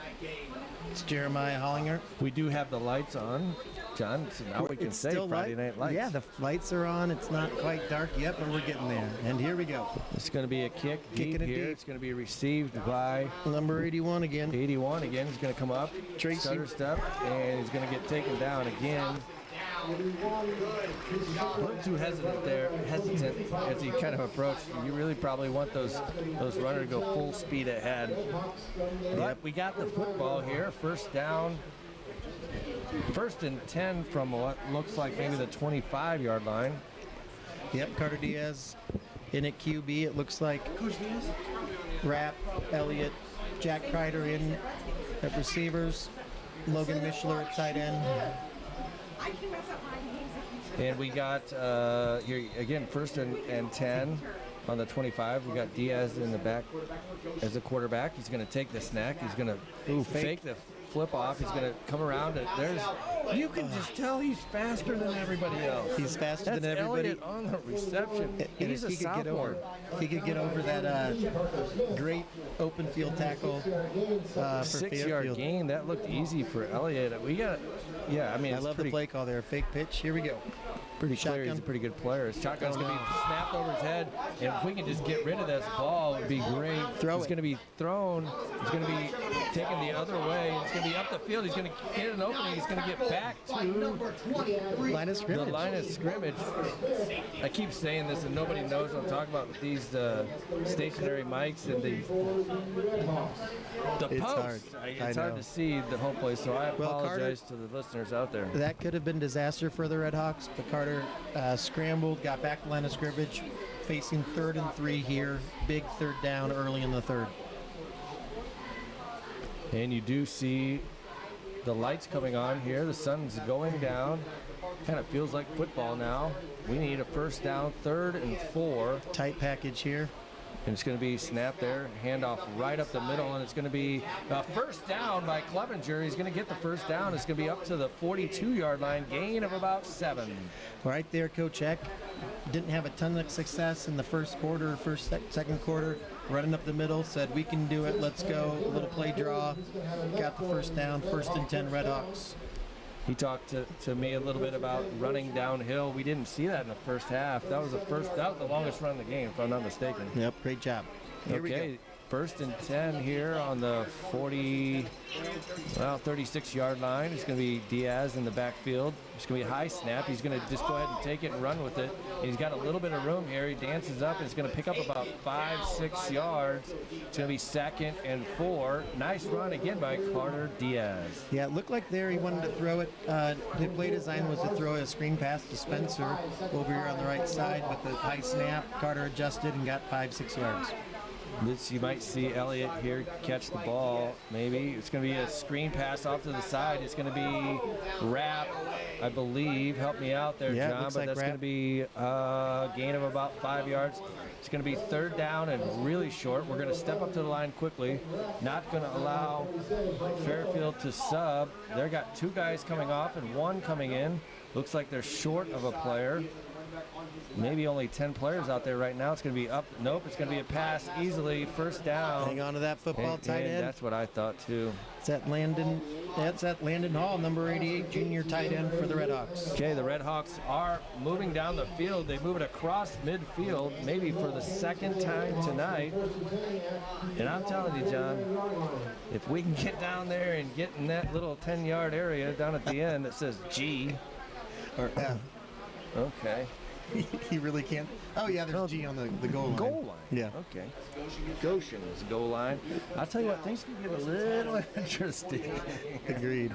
Okay, Diaz again in the backfield. Nope, we got Cannon back in there. Yep, Cannon Deemer. I think we're going to go, he's going to fake the handoff. It's going to be a loss of about 5 yards. So that's interesting. So Carter was in there as well. So I'm not sure what. I didn't see where Carter was lined up, but that was a 6-yard loss there for the RedHawks. So let's see. We got Elliott moving off to the side. He's going to come out of the game briefly, hopefully. And that is going to be 2nd and 15 here. Let's get some positive yards so we have a chance on 3rd down. Ball moves back across the other side of midfield. Got a close-up there of 2 wide receivers set here. Jacob Duncan and Colton Rapp. Fake handoff. Good play Blitz action. is coming. 76. It's going to be tackled. About a 4 or 5 yard gain there. Not bad. Diaz. Slow to get up. There you go, bud. Tough kid. Yeah, he's not going to stay down very long. It's going to be 3rd and about 12. As aggressive as Coach Heck's been on 4th down, I could see them trying to get 6-7 yards here on 3rd, give them a manageable 4th in Fairfield territory. Let's see what the play call is. 3rd and 12. 7:30 left in the old 3rd quarter. We have had the ball. This is going to be the dumbest thing I've ever said on a football broadcast, but how many minutes in a quarter? 12 minutes? 12 minutes. Yeah, so we've had the ball for quite some time. You could have just said we've had the ball for the entirety of the 3rd quarter. Oh, yeah. Okay. Yeah, there you go. There's Elliott on a little screen pass. He's got a little bit of room. There's going to be a flag. There's a flag down, and I don't like the looks of this. But we do have a hold. I saw it. Yep. I saw the official call the hold. I love the play design. I like trying to get Spencer into some open field, but can't grab him. Yep, I believe it is going to be a hold. Holding on the RedHawks. Okay, might have contributed to the great play, but listen, we passed the ball, we caught the ball, and then you could just see the explosiveness of Elliott on the outside.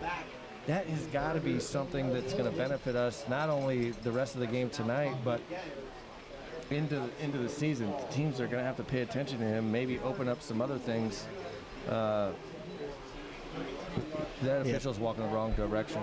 Yeah, unfortunately, it's going the wrong direction, bud. But it's going to make now. It's going to take it 3rd and a country mile. Okay, 3rd and a long 22, maybe. Jackson Miller in the back. Field with Carter. I have a feeling we might try it. And try to get it down there. It looks like a blitz from the outside. It is going to be a screen. Looks like a screen pass. He is going to throw it there to Jackson Miller. That's going to be incomplete. And I'm going to go out on a limb and say we are going to punt here. Yep. Some good things there on offense. Some good plays. Look at the clock. The play design. Yep. We can't go backwards. We don't have the offense that's built to have those large penalties. But now it's going to be up to the old defense. Let's get a good punt, good coverage, and we're ready to make a stop.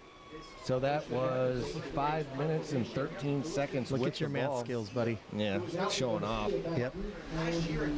5 minutes and 13 seconds with the ball. Marco's punting for us too. It's going to be a good snap. He's going to be able to get that punt off. Not a bad punt here. It's going to be fielded by Fairfield and tackled taken down right away. And that is going to be Elliott. Great coverage, great punt, great coverage. Now let's go defense. Here we go.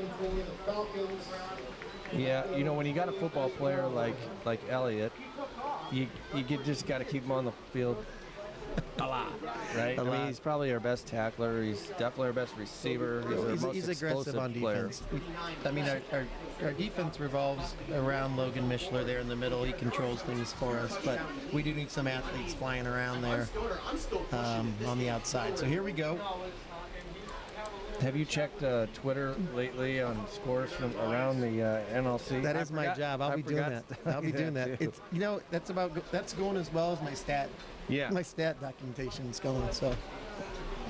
Well, I hope those of you listening out there are enjoying the broadcast. First-time broadcast team, John and John, and his Fairfield football Broken play. and it's going to Great be job, no Goshen. gain here. The last 3 plays from Fairfield have been fumble, broken play. So Shout out, got a text from Ryan Elliott. Ryan Elliott, one of the RedHawk greats, offensive lineman. absolutely. Now part of the family's part of the Fairfield Falcon family. So cheering for both sides tonight. Great to hear from you. Not a bad golfer either. Not a bad golfer. All right, we got down the middle. It's going to be gain of about 2. Nice tackle by Jack Kreider and Carrington Lee. If I could have X-ray vision through this pillar, I would have saw that play. We have to kind of do the tag team on the old play-by-play of who has the best visual to the field. Yeah, we're going to do better next week. We traveled next week to South Bend Adams. Is that correct? Washington. South Bend, Washington. Yep. Going to be for a great football great game. for us. And it's going to be, let's see, 3rd and about 6. We need to stop here, and it's up the middle. It's going to be short.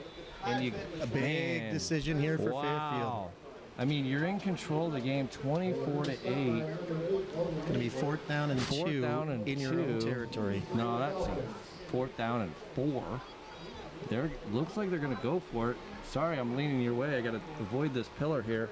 And it's going to be, that's Moss is going to look over to the sideline, looking at his wrist. Watch the ball, defense.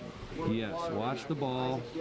And it snaps it. They're going to go for it. And it's going to be Carrington Lee in the backfield. Can't get him. It's wound up, and it's going to be no good. Turnover Great on job, downs. RedHawk defense. Carrington Lee with the initial hit by 2 or 3 others. What a play. Michael Lamoni was in there. Believable. Dominic King was in there. Jaden Kime was in there. Great effort by the RedHawks. And I'm going to keep saying it until we can't, but another score makes this thing really interesting. Let's go. Going for it on 4th down and 4 and not getting it, the RedHawks are actually showing something here where early in the game we fell behind 24-0 after the first quarter.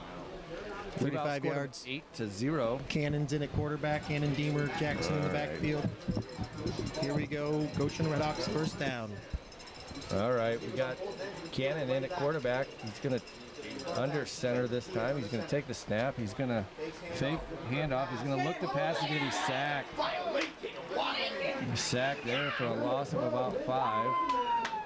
Nice job, number 12 for the Falcons. That's Lincoln Wagaman. We look like we were Great going to family, take Liz it and deep. Brian. Yep. He wanted it was a play action fake, wanted to go deep. Unfortunately, didn't have a chance to get the ball out of his hands. You were asking about some scores, John. The game of the week besides this one. I mean, most would say Fairfield Goshen, but the other game of the week, Concord at Elkhart at half. It's Concord 21, the Elkhart Lions 14.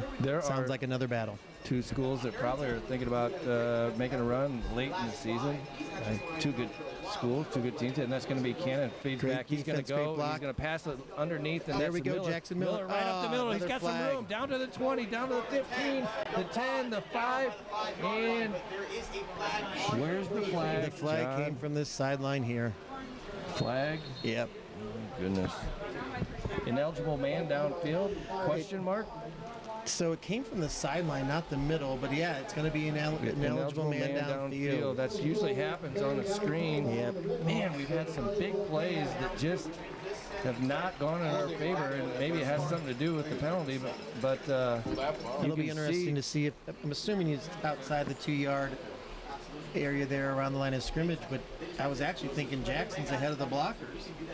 It sure looked like it too. I know we're a little biased, but little, yeah. Hey, that's what we're supposed to do. We get Yep. paid to do that, right? Except we're not getting paid, but it's still a pretty good saying. 24-8, 3:51. Goshen's had the ball most of this third quarter. Really outplaying Fairfield. Let's just say it out loud.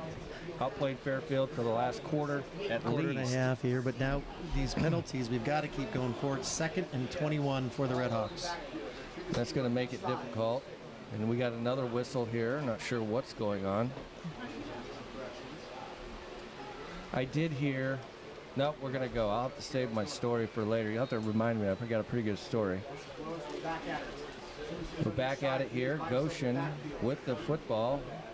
Cannon Deemer in the back. He's going to take the snap. He's going to look. He's going to throw it deep, and he's got somebody downfield. It's got Elliott. He's going to be knocked away by 32. And Benjamin Kickoff for the Falcons was right there with them. Good coverage there. I like the idea. Matter of fact, I'd probably do it again. Yep. You know, let's see if we can get it down there. You know, we got to take a chance. I mean, it's not like it's time when you really got to start panicking or anything like that, but it is starting to get later in the third quarter, John. Yeah, this is third and very long. That said, with the field position being in Fairfield territory, let's get 12, 13, 14 yards and give us a chance on fourth. Yeah, Here we good go. point. And that's going to be Cannon taking the snap. He's going to look. He's going to look. He's going to pass. Good protection here. And he is going to look like it's not complete. I saw a Fairfield coach clapping. Yep, just let him just a little bit, and it's going to be 4th down. It looks like we're going to have to punt. That was incomplete there? Yep. Okay. People can probably see on the YouTube channel better than I can see up here. They're probably going, oh, looks like we are going to punt here. Our defense is kind of holding them. I don't mind this right here. Let's go. Let's pin him back. Let's get some good field possession. Looks like Parker Smith is back for the Falcons to return. Okay. Lopez That's going is to here to be. kick. That is Smith back. Did you say that? Yeah. Yeah. Okay. Good. Okay. Here we go. Good snap here. Pretty good punt. Line That's going to be drive. back. Sit And out. it's going to be into the end zone. Did it go into the end zone? Touchback. Great effort by the All RedHawks right. to try to down it, but it just slipped into the end zone. Let's go ahead and take a break, John. And you're listening to Red Hawk Football on GTV, Red Hawk Network.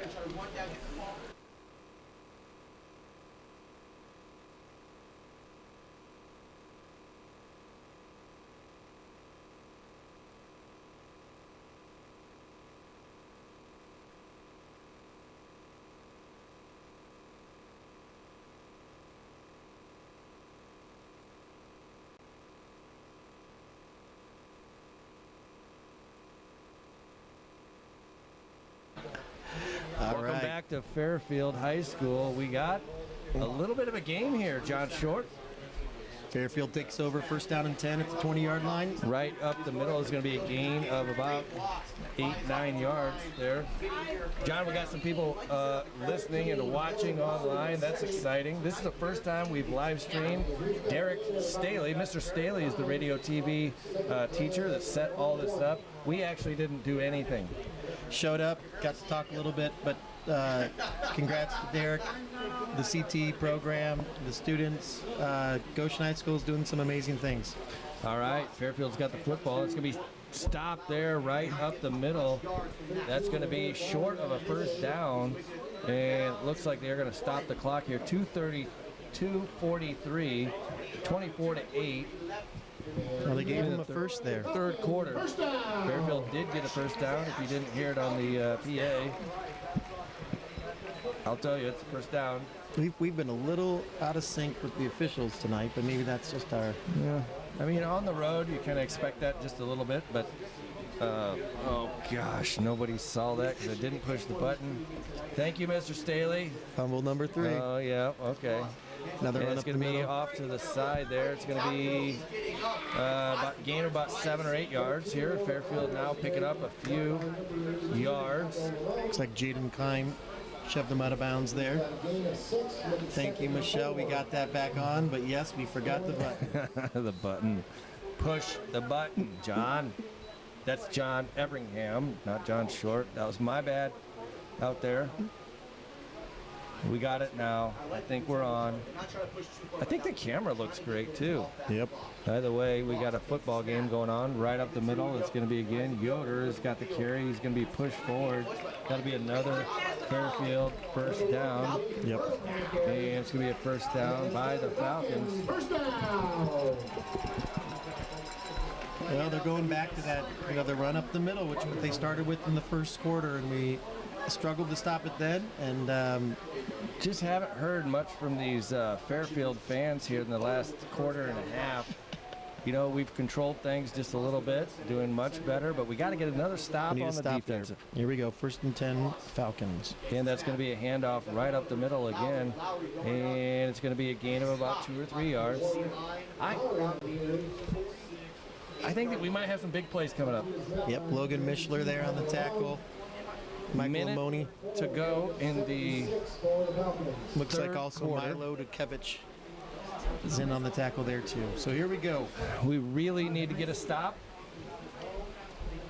Yep. If you're Fairfield, they're enjoying take as much time off the clock here as possible. Yeah, they're not going to be in any hurry. Okay, it's going to be a sweep to your right. That's going to be Yoder on the right. It's going to be a first down for the Falcons. 42 seconds. Looks like they're going to get at least one more playoff here. The clock will keep moving, obviously, with Fairfield. Oh, we got a hurt player out there. And I think that's a good time to take just a little bit of a break. Can't see the number yet, but we'll have some more information when we come back, John. You're listening to Red Hawk Football on GTV, Red Hawk Network. Oh, correction. There's injured player on the field. But Garrett, as I was saying, it's the dominant third quarter by both these.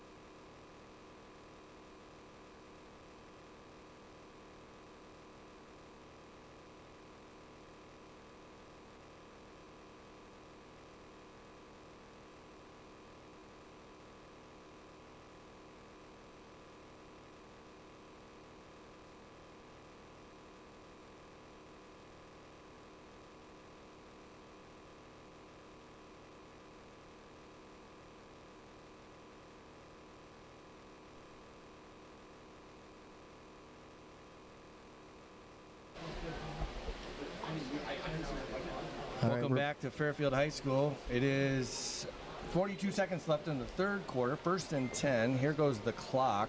That was Jack Kreider that was down for the RedHawks, but he ran off under his own power. Great to see Jack. 3 running backs delayed, and that's going to be definitely a false start.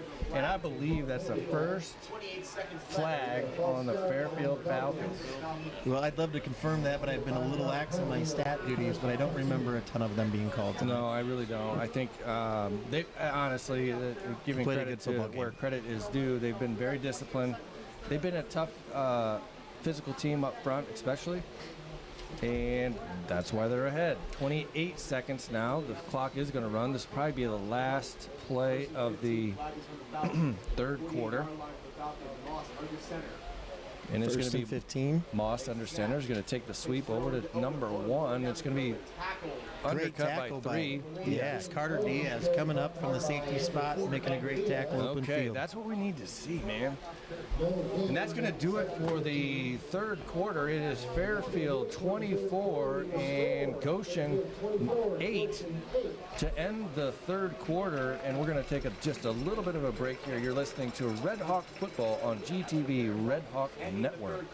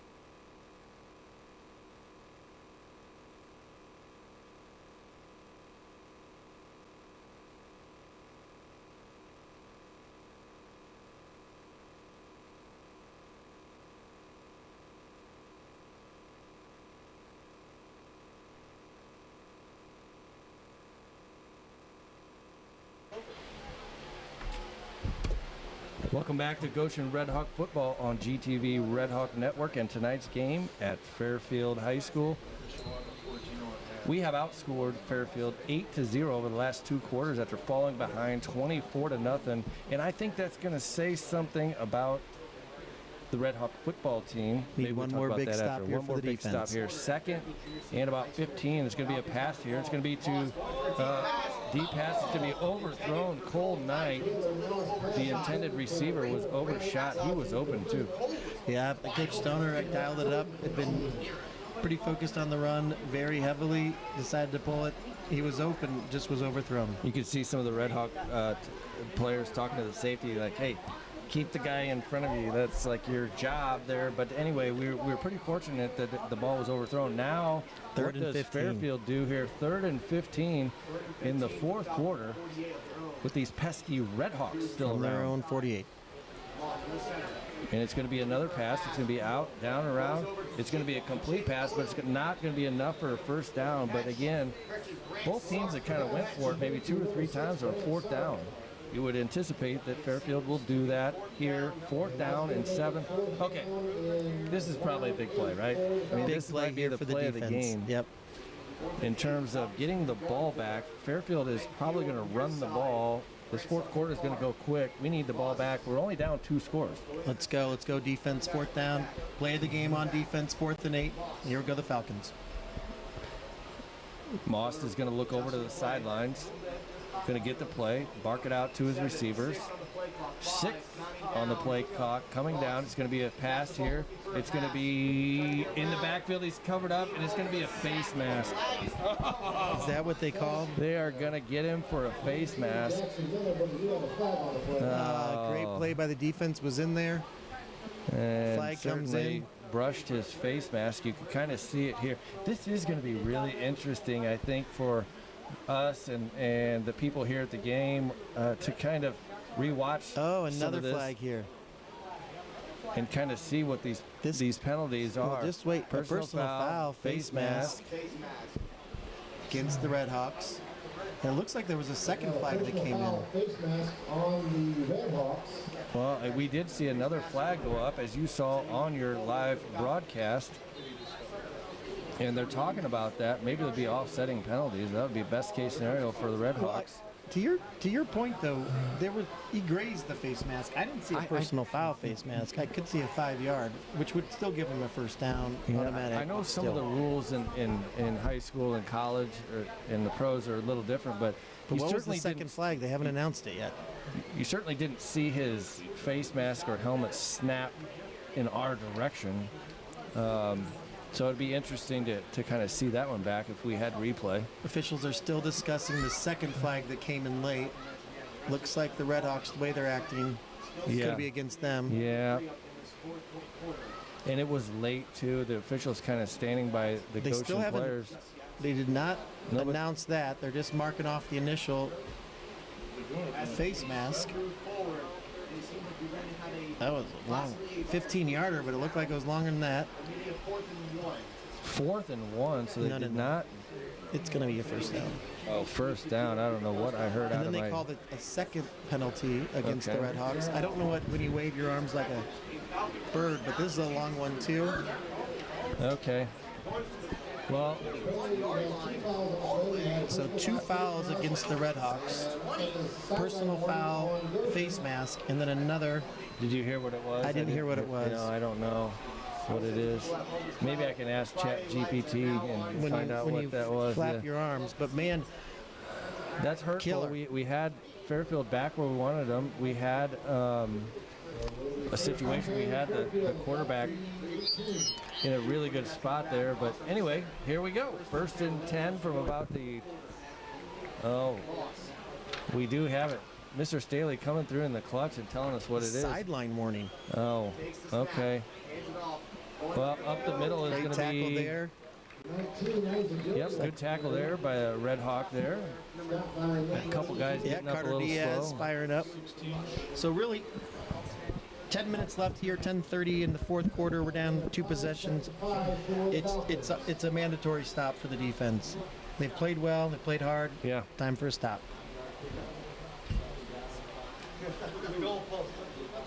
I like the way the RedHawks are competing. I think certainly if you're looking at positives, we're giving it our all. Here's the snap by Moss. He's gonna get the ball down. I thought I saw that ball come loose, but I guess I could be seeing things. From our view, it's tough. Yeah, it is tough. I think the camera angle is better than what we can see. Yeah, let's keep watching that. But here we go, another big third down for the Falcons. I have And two we're gonna have camera timeout angles here. right in front of me. I probably could watch that. We do have some cramping going on out there by number 88. It's Landon Hall. Yeah, we're gonna get him back. Let's take a short break while we fix some of our players out there. You're listening to Red Hawk Football on GTV, Red Hawk Network.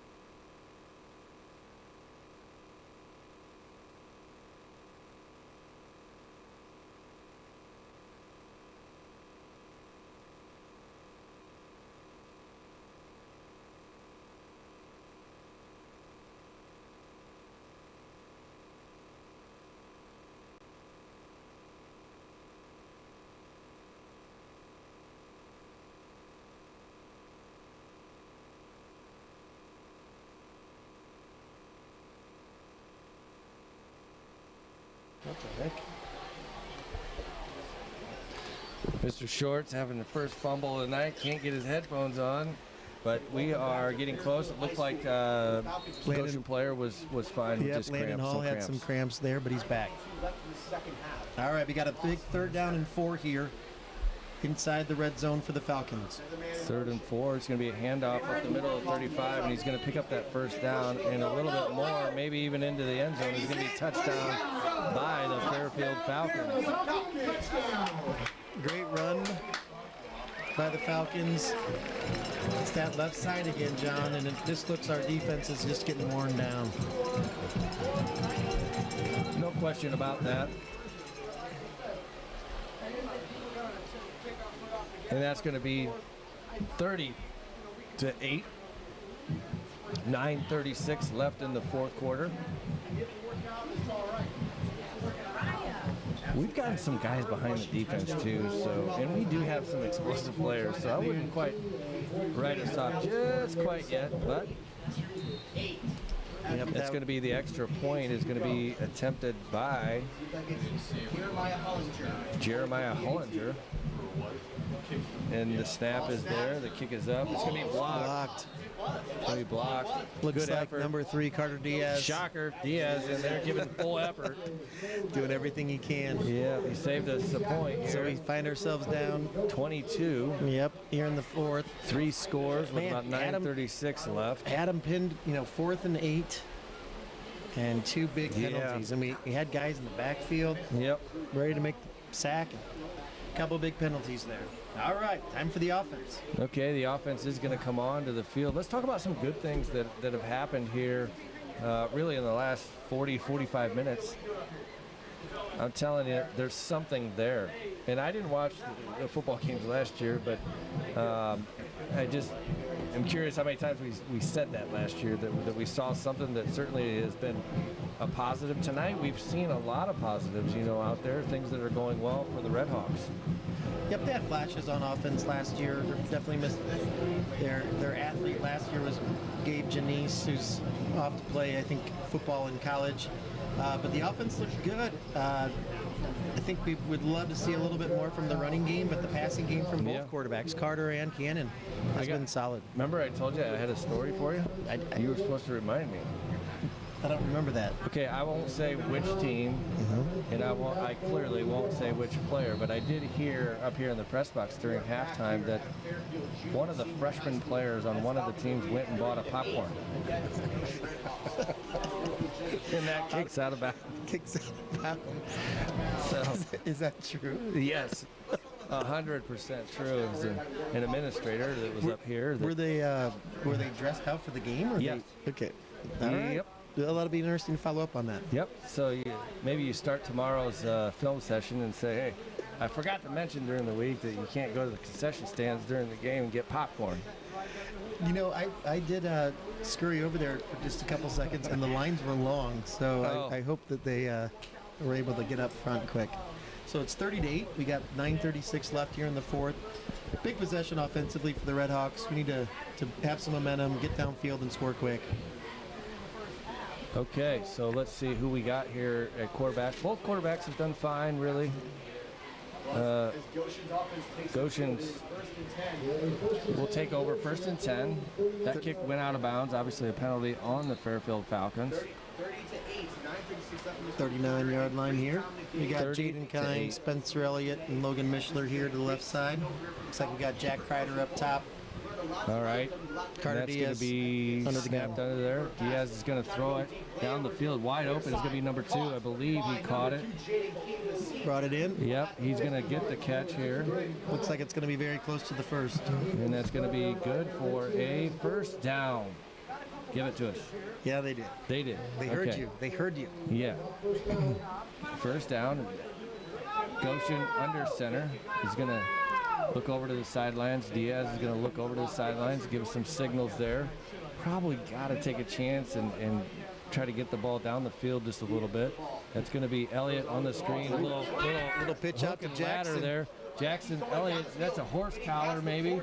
They didn't And call it's it. going to That's gonna be a great first 15-yard down. game.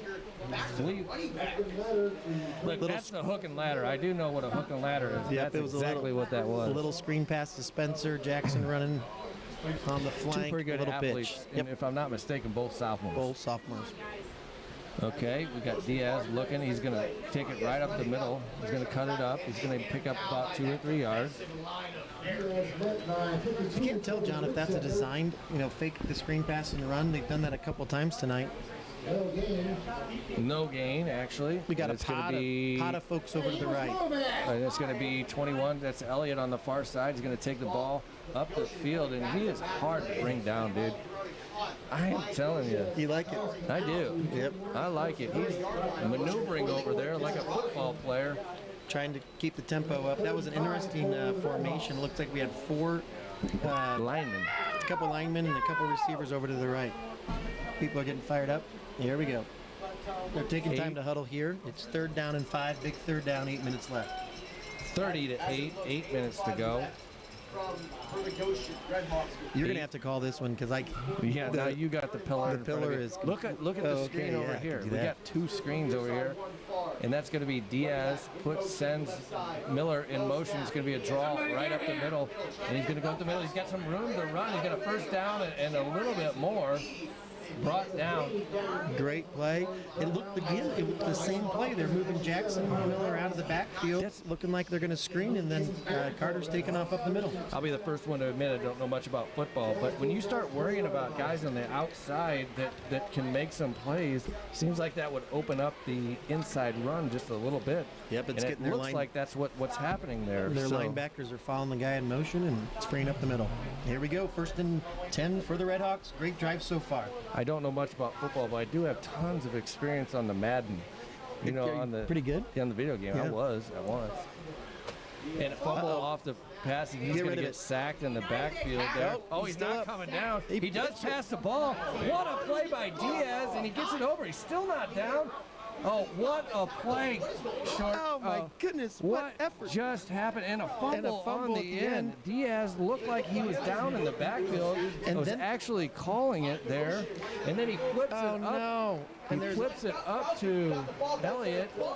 Elliott gets tackled. it wasn't Elliott. I think it was Colton Rapp. I thought. Rapp gets tackled, but you could see he kept his hand there and then fumbles at the end, and it will be Fairfield football. What an exciting play. Carter kept it alive, You called the sack because it looked like he was going down. Got the ball out to Rapp. Rapp, second and third effort. It was awesome, but there was just, looks like there was a fumble at the end, and the Redskins are going to lose it. Not for lack of effort there, John. Not for lack of effort. No, an unbelievable effort. We do have an injured Fairfield player. Let's hope that he's okay. Can't see a number from here. Nope. And let's go ahead and take a break and hope the young man is okay on the far side there. You're listening to Red Hawk Football on GTV, Red Hawk Network.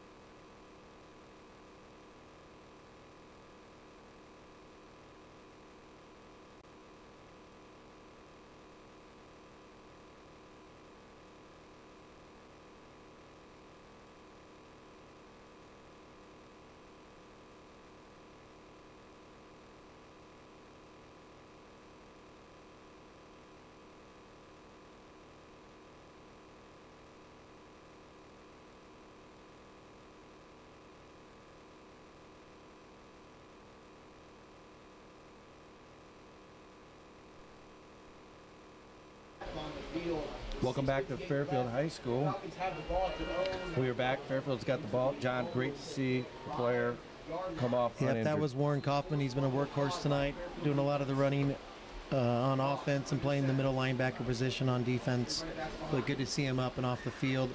Tough play outcome there for the RedHawks. What a great play, effort though. I'm talking about like highlight film type play. for Diaz both players. almost gets sacked, and then it looked like Rapp was tackled twice and kept breaking him. and he just put his hand down. It didn't go down, and you hear the football players fighting for those extra yards sometimes and fumbling there at the end, and that looks like exactly what happened. But I'd rather have it that way than the other way. You can't fault the effort. Just a tough outcome, but the Falcons take the ball here. They're at the 5-yard line, 2nd and 12 here. And that's going to be a handoff up the middle, and there's going to be nothing Defense, doing great there. job, I don't Red know Hawk how close defense. we are to the end zone, but do we got a safety? Are we close to a safety? Looks like Michael Amoni on the tackle there. Sophomore's been everywhere there on defense for the RedHawks. So we got 3rd down, 12 And I'm telling yards. you, we've had these two cameras right in front of us. There's a computer right in front of us for those of you at home. They got a really good shot when we can't see. But we have yet to use them. We just started using it. There we go. Big stop here for the defense. Let's give us another look like chance. it's about the 2-yard line. Yes. Well, you can see over there. Maybe says the 1 there. 3-yard, Yep. 1-yard line. Okay. Well, big stop here. 3rd and 13. And it's going to be a pitch over there to the left side, and there's not much going on there. Good Great hit there by 15. Who's 15? Haven't That's called a new his name. See here. That might be Jameis. Yeah, Jameis Van Hoosier, sophomore. Nice. Big hit, really. Yeah. He come downhill. Big hit there. Big stop for the defense. Good play. Took off some time, 5 minutes, So- 24 seconds, but still great effort. Great job by the defense there. Okay, so you got a son that's participating in football. Walk us through Friday night. On Saturdays, normally the JV plays. When does the freshman play? We have an exciting day tomorrow. Tomorrow, John, we have the JV as our first game against the Falcons Saturday morning. The varsity players that aren't dressing, they'll be in early for the RedHawks, 8:39. Go over some film, do some stretching, maybe a little bit of light lift. But the JV will be out there. We'll be all supporting them, and then also JFL, the Junior Football League for the RedHawks. 8:30 a.m. there's a game, and then 10 o'clock there's 2 games. So first games of the year for the 4th through 6th graders, and then following that, we have a number of flag teams that will be out there. So 1st grade through 3rd grade. So busy morning. That's over at Pringle Park in Goshen. A busy morning for Goshen football. Nice. That is awesome. I know there's a lot of supporters of the JFL. I don't know what team you played for. I'm not even going to ask if you played. Did you play for the Cowboys? Played for the I mean, how do it's I know amazing that? how you remember it. Probably because you saw me running past you. But yeah, well, who wouldn't with? Oh my gosh, Paul Hoover is one of your linemen. Paul did great out there. He did. He was on your team, wasn't he? He had Charlie Air Hanna. Yes. But here we go. Well, I was on the Vikings. We're if you 4th down. care. Yeah, thanks for asking. Okay, here we go. Falcon football. It is 4th down. Looks like we are going to punt. The Fairfield Falcons will punt and give us the ball back. 5:54 left in the game. 30-8. That's interesting. Did they take a delay of game and going to push them back a little bit farther? Yes, they did. By the way, that JFL, when we played JFL, was the first year for the JFL. So, not to tell everybody what our age is, but over 30 years ago, maybe 35 years, JFL's been going on. I think it's been 40 years the JFL's 40 been years. going. Yep. So, congratulations to the JFL. Fairfield is going to punt downfield. It's going to be fielded by Elliott. Elliott's going to fumble the ball. He recovers it, backs up, goes forward. He's still on his feet. I think we got a block in the back there, John. Yeah. Okay. Just got to stop with the penalty. But, I mean, I think, like there's lots of building blocks here for Coach Heck, to watch on film. But one of the biggest things is if your partner was better at keeping stats, we would know how many penalties there's been. But there's been probably 10 penalties on the RedHawks. Yes, I would say maybe compared to maybe 2 or 3 from that was maybe the 3rd or 4th one, that purpose delay of game. Okay, it is Goshen RedHawk football. 5:16 left in the 4th quarter. 1st and 10 from there, 36. Here we go. Who do we got here at quarterback? Can't tell. Looks like Carter. That is Carter. Carter's a little shorter.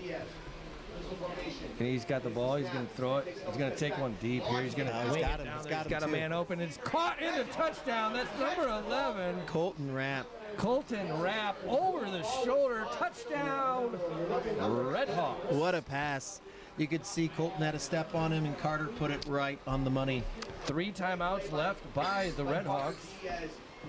Diaz throws it over the top. I did say earlier that we have seen receivers behind the defensive backs for the Fairfield, and you just can't count us out. Nope. We're not going anywhere. Great catch and pass there. Great effort. Where it looks like we're going to go for 2. We are going to go for 2 to cut it to 14, like Mr. Short says. And it's going to be Diaz in the backfield here. Got 4 receivers, right? Yep, and it's going to be a fake handoff. He's open. It's going to be Elliott open, and it's going to be a 2-point conversion. It's going to be good. Great play and by the way, you see the pancake on the far side there, 76? That's Cooper Wyatt. Wyatt, I'm pretty sure. That's called a pancake, am I right? Yeah. Great job blocking, great scheme there, wide open, easy pass and catch. We got a game 30-16. 5 minute, 8 second left here in the 4th quarter. We'll go back to a 2-possession game. 30-16, 5:08 left. Well, let's go ahead and keep it here and talk about that scoring pass from Diaz to Rapp. Yeah, they had Rapp isolated up top and was able to get behind the defenders. 36-yard touchdown pass. Carter Diaz, Colton Rapp. Colton playing after a great season on the baseball field, but great to have him out here. Great to have our athletes at Goshen out here on the football field. Yeah, you can see really both teams, multi-sport athletes. It's certainly a term that you hear quite a bit and is becoming very common, not to specialize in one sport, and it is great to see that. Yep. So here we go. It looks like, I think we'll go onside. We haven't been really kicking deep all game. Looks like Fairfield has their hands unit in. Got to make sure I have the right pitch just a little bit. Yep. And Not that's going to be cleanly, but good recovered enough. by Fairfield. All right. So Fairfield will take over 1st and 10 at the 40-yard line. 5:04, 30-16. First and 10, Falcons at their own Fairfield 40-yard line. will have the ball here. It'd be interesting to see, exactly what the philosophy is. You got to feel like you want to get out of here with a victory, number one, right? And you got to think about the clock. You can't throw the ball. They're not really a passing team, although No, they passed a couple more times than more what we than thought. 8 times tonight. If I'm Coach Stoner, I'm going back to the bread and butter right up the middle, and it's up to Goshen to make the stop here. Goshen's got to send everybody. 2 receivers to the right. Motion to the right. It's going to be a handoff up the middle, and it's going to Great be job, nothing Michael there. Lamoni there again. I have a feeling we're going to call his name quite a bit this year. Yep. Sophomore class, strong job here tonight. He's a sophomore too. Yeah. Oh, hello. I like it. Clock still rolls, 4:44 left. Yep. Coach Heck deciding not to use his timeouts yet. No, it's 2 possession. You really can't quite yet. But 4:32, 30-16. Yep. Fairfield's going to be using all the clock. We got Yep. 11, 10 seconds. Looks like they're going to go a little bit early. Left 10 seconds out there. And then that's going to be a pitch over to Bach Yoda. in It's the going to back. be another stop by the RedHawks. Now, I don't know what you saw, but I think the receivers for the Falcons are getting away with. Yep. But here we go. Here Big we go. third down, Nate. Yeah, here we go. Another big play here in the 4th quarter. 4 minutes to go. Goshen has to have a stop here. 19 seconds on the play clock. I'm surprised they didn't utilize an extra 10 seconds the 10 last seconds possession. left on the but last looks possession, like, or last snap. And that's going to be Moss under center. He's going to take it. He is going to throw it here. And he's going to throw it outside. It's going to be Bounced. short and a bounce. It's going to stop the clock. 3:38 And give the left ball in the fourth. back to Let's go, Johnny. the RedHawks. It is giving the Fairfield sideline, the Fairfield fans, something to think about here, especially the last possession that we had was, how many plays did it take us to score that touchdown? Was that the first play? Yep. So the first play, we throw it over the top. Here we go, Spencer back. Get it. The most surprising thing there is the clock was running and they didn't take it all the way down before they snapped it on second and third gives down. us plenty of time to score a touchdown. Clearly, we're going to have to probably rely on an onside kick if we score again. But let's worry about that when it comes, one right? score, yep. And that's going to be Carrington Lee. That's not a very good punt there. It's going to be out of bounds, and it's going to give us a chance here, John. That's going to be out of bounds at the 44-yard line. 3:35 left in the 4th quarter. 2-score game. Let's go, And RedHawks. it's 14 points. Yep. It's not 16, so we got a chance to get a score here. Yep. Right now, I think you're right. It's a focus on just getting one. one. We don't have to go for it all at once, right? And we do have 4. It's 4-down territory everywhere. Yep. So let's just start moving the ball. 10 yards here, 10 yards there, and then go for the big one. Let's go. Carter's back in at quarterback. Got Colton Rapp, Spencer Elliott. Looks like Jackson. Oh, no. Clevenger in the back. Mishler out there. And I think it looks like Jordan Keim on the top side. Clevenger on the right side of Diaz. Diaz calling the shots. Nobody's out wide. We are going to start with a pass here. It looks like a little screen pass. It's going to be a nice block by Clevenger. And Diaz is going to keep the ball, run out of bounds. Great play.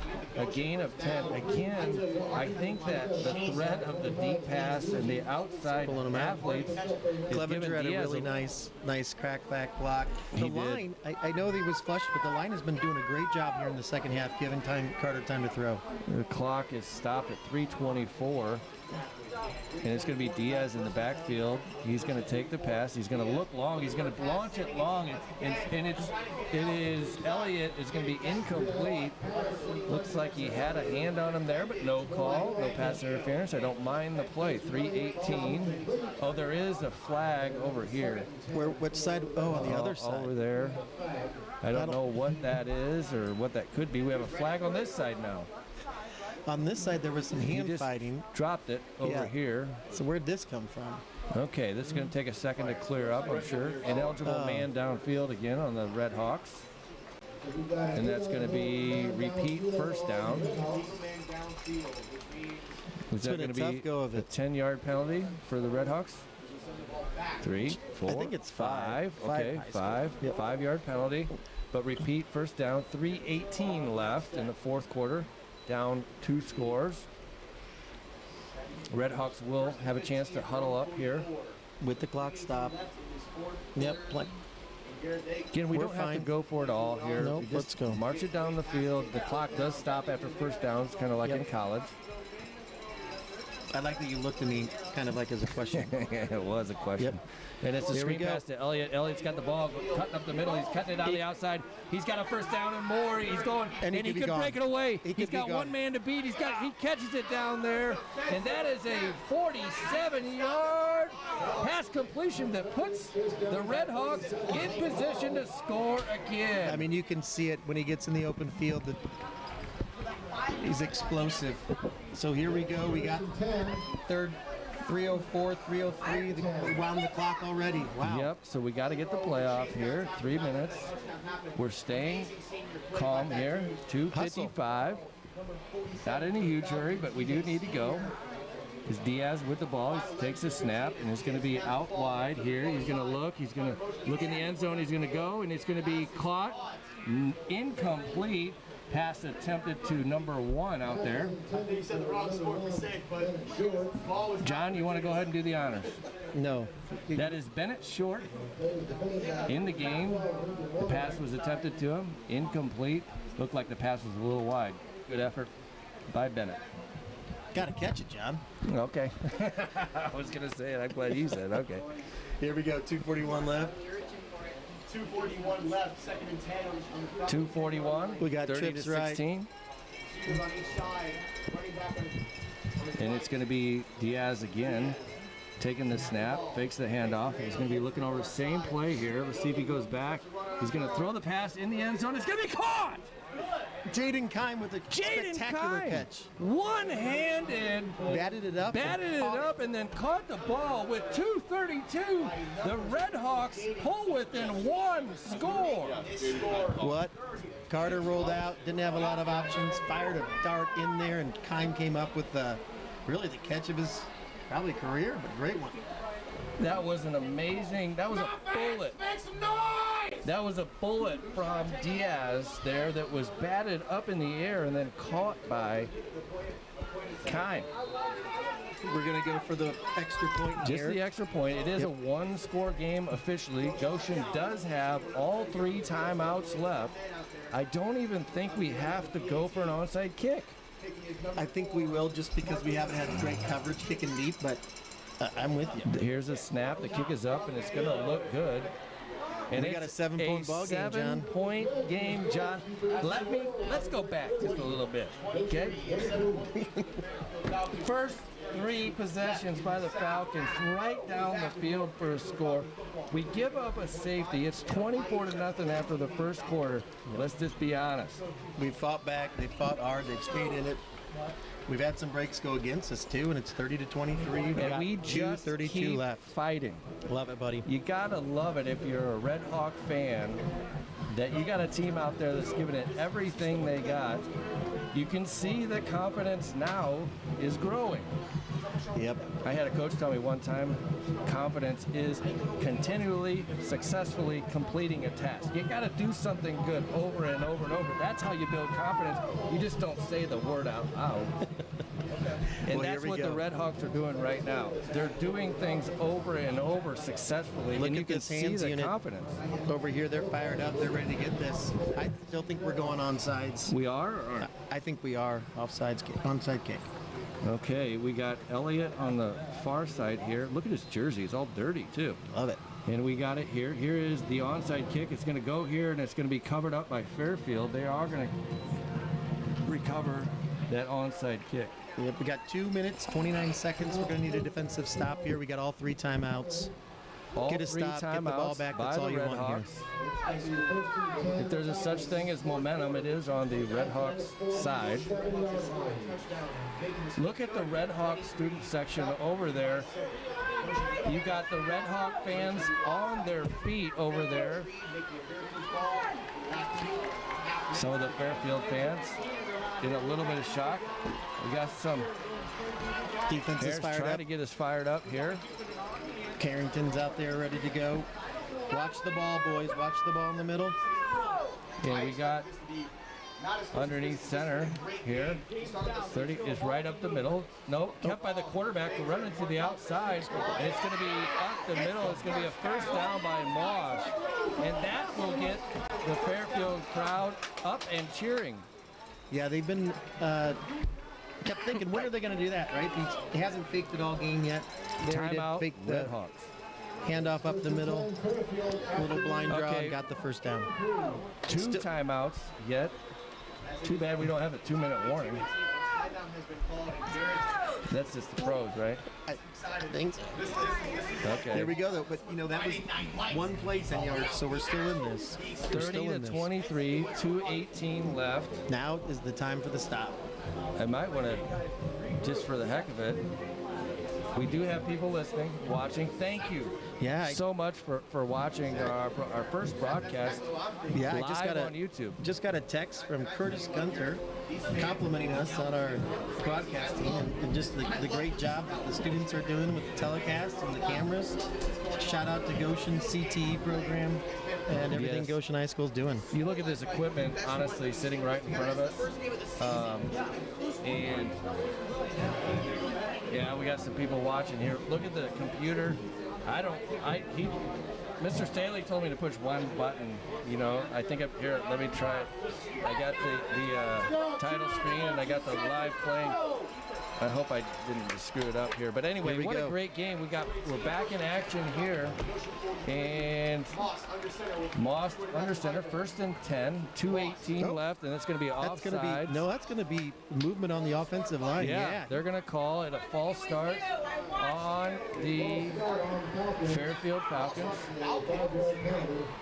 I was talking to an assistant superintendent the other day about our student section and how many kids are coming out and supporting their classmates. And you can see it over there tonight. Yeah, both student populations represented well. It's camo night for the Falcon kids, Nice. and it's tropical night for the Goshen students. Oh, Looks like Goshen's about double the number of students Okay. there, but here we go. First down and 15. 2:18. And we got run up up the middle. the middle. It's going to be called. We've got an opening. It's going to be another first down, Yep. and I think we're going to have to call another timeout. Yep. Hecklinski, Coach Hecklinski is Looks going like to call another timeout. Touchdown saving tackle there by Yeah, it Jack was. Kreider in the back. Great open field tackle, but just needs some gap firing from our linebackers and offensive line there. But here we go. With only one, let's see if we can do some math here, Mr. Short. Not great at it. Yeah. Is it 30? But we have 35-second clock. We have one timeout, so we can stop the clock one more time. Yep, it's second They're gonna and go- 2. We do need to stop them here, John. It is second down? Yeah, it's 2nd and 2. Uh-oh. Yep. Maybe we can sneak another, 2 or 3 players on the field. And Yeah, we need a negative play. Yeah, we do. Yep. So, I mean, Let's this might shoot some be it. gaps. I Let's mean, shoot not, some gaps. I mean, mathematically not quite there yet, but if they get a first down here, It's going to be very tough. yeah, now you got 4 plays at 25 seconds. So it's going to take it right down to the end there. It Yeah. really makes it look almost impossible for the RedHawks unless there's a turnover. But we still have a chance. We definitely have a chance here at the end. I'm bringing the house, John. I'm hitting every gap, Absolutely. firing every gap. If they throw over top, they throw over Yep. top. And I'll tell you got Cole Knight, pretty trusty hands there. Wouldn't Although be they a do just bad bring in a play. receiver. See Brant Sark up top. I could see that It's happening. really not a bad thought. No. You know, it's a little Second play and 2. action to Cole Knight that did get us one time earlier. And it's going to be a handoff there up the up the middle. middle, and it's going to be a first down by the Fairfield Falcons, and that is going to be a first down. Falcon, first down! And that night, they haven't wound the clock yet. There they go. It's 1:59, so just under 2 minutes Coach here. is going to save his timeout there. First down is going to take it down 20 more seconds to 1:30. The next one will be a minute. Takes it down. We could probably be real stop it tough. at 25 or At the- 36. at the best. This is best case They're scenario in, for the they're in RedHawks. Victory victory formation. formation, so maybe our math is just wrong, John. Yeah, that's very possible too. Going to down it here. That's going to restart the clock here. 40 seconds. Okay. That's ours. There you go. That's my last turnover of the game. Pretty good game though, John, out of the gates. Thank you. Yep. And for the record, neither one of us have any experience calling football games. Why tell them that, John? Oh, sorry. I think they probably picked up if they've been listening. But after tonight, we do have experience. Yep. So we do appreciate you all listening in. Really appreciate all the students that are helping out with this production. We're just kind of the mouthpieces for it, but they're doing a great job with the cameras and behind the scenes. And I will tell you too, the intent is to take the recording of this and post it on YouTube, and then the students will be working with this stuff. You know, the interview at halftime with the principal, Kathy DeMeyer, some of the highlights from the game, and again, the purpose is for us to be here and talk about what's good, what's going on at Goshen High School that's good, and Goshen Community Schools. So, John, I appreciate you joining us up here in the booth, and hopefully we have a lot of fun this year. If the RedHawks continue to put forth this much effort, I see good things happening. I do too. They did down 24-0 after the first quarter. You know, they didn't give up. They kept fighting. Really outplayed them over the last three quarters. But congrats, tip your cap to Fairfield Falcons. They came out ready to play in the first quarter. But a really fun football game. We are going to take a short break. We believe that an assistant coach is going to come up and be able to talk about the game. So stick with us just for a few more minutes. We're going to take a 60-second timeout, and then we will be back. You're listening to Red Hawk Football on GTV Red Hawk Network.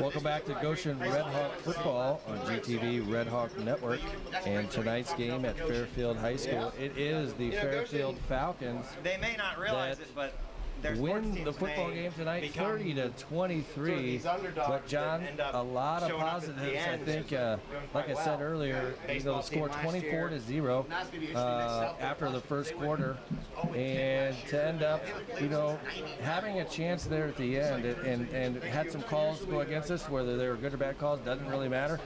But we had a chance to win this football game. Had a chance to win the game after looking pretty bleak here in the first quarter. I'm sure, Heck, looking down at Coach Heck, talking to the guys down there in the end zone, no one's happy, competing, right? No one's happy that it was a competitive game, but we all want to win. They want to win. They believe they can win. So I think, but if we can focus on what happened in the last three quarters, there's a lot of positives, and hopefully they take that next week on the road to South Bend, Washington. Yeah, let's just briefly mention some names that we heard a lot tonight. Certainly we saw some explosiveness from Spencer Elliott that really showed that he's going to be able to make plays throughout the season. Carter Diaz on the offensive side. Colton Rapp had some nice plays. Man, we Jack had Kreider some. had a touchdown catch. Cannon did a great job coming in.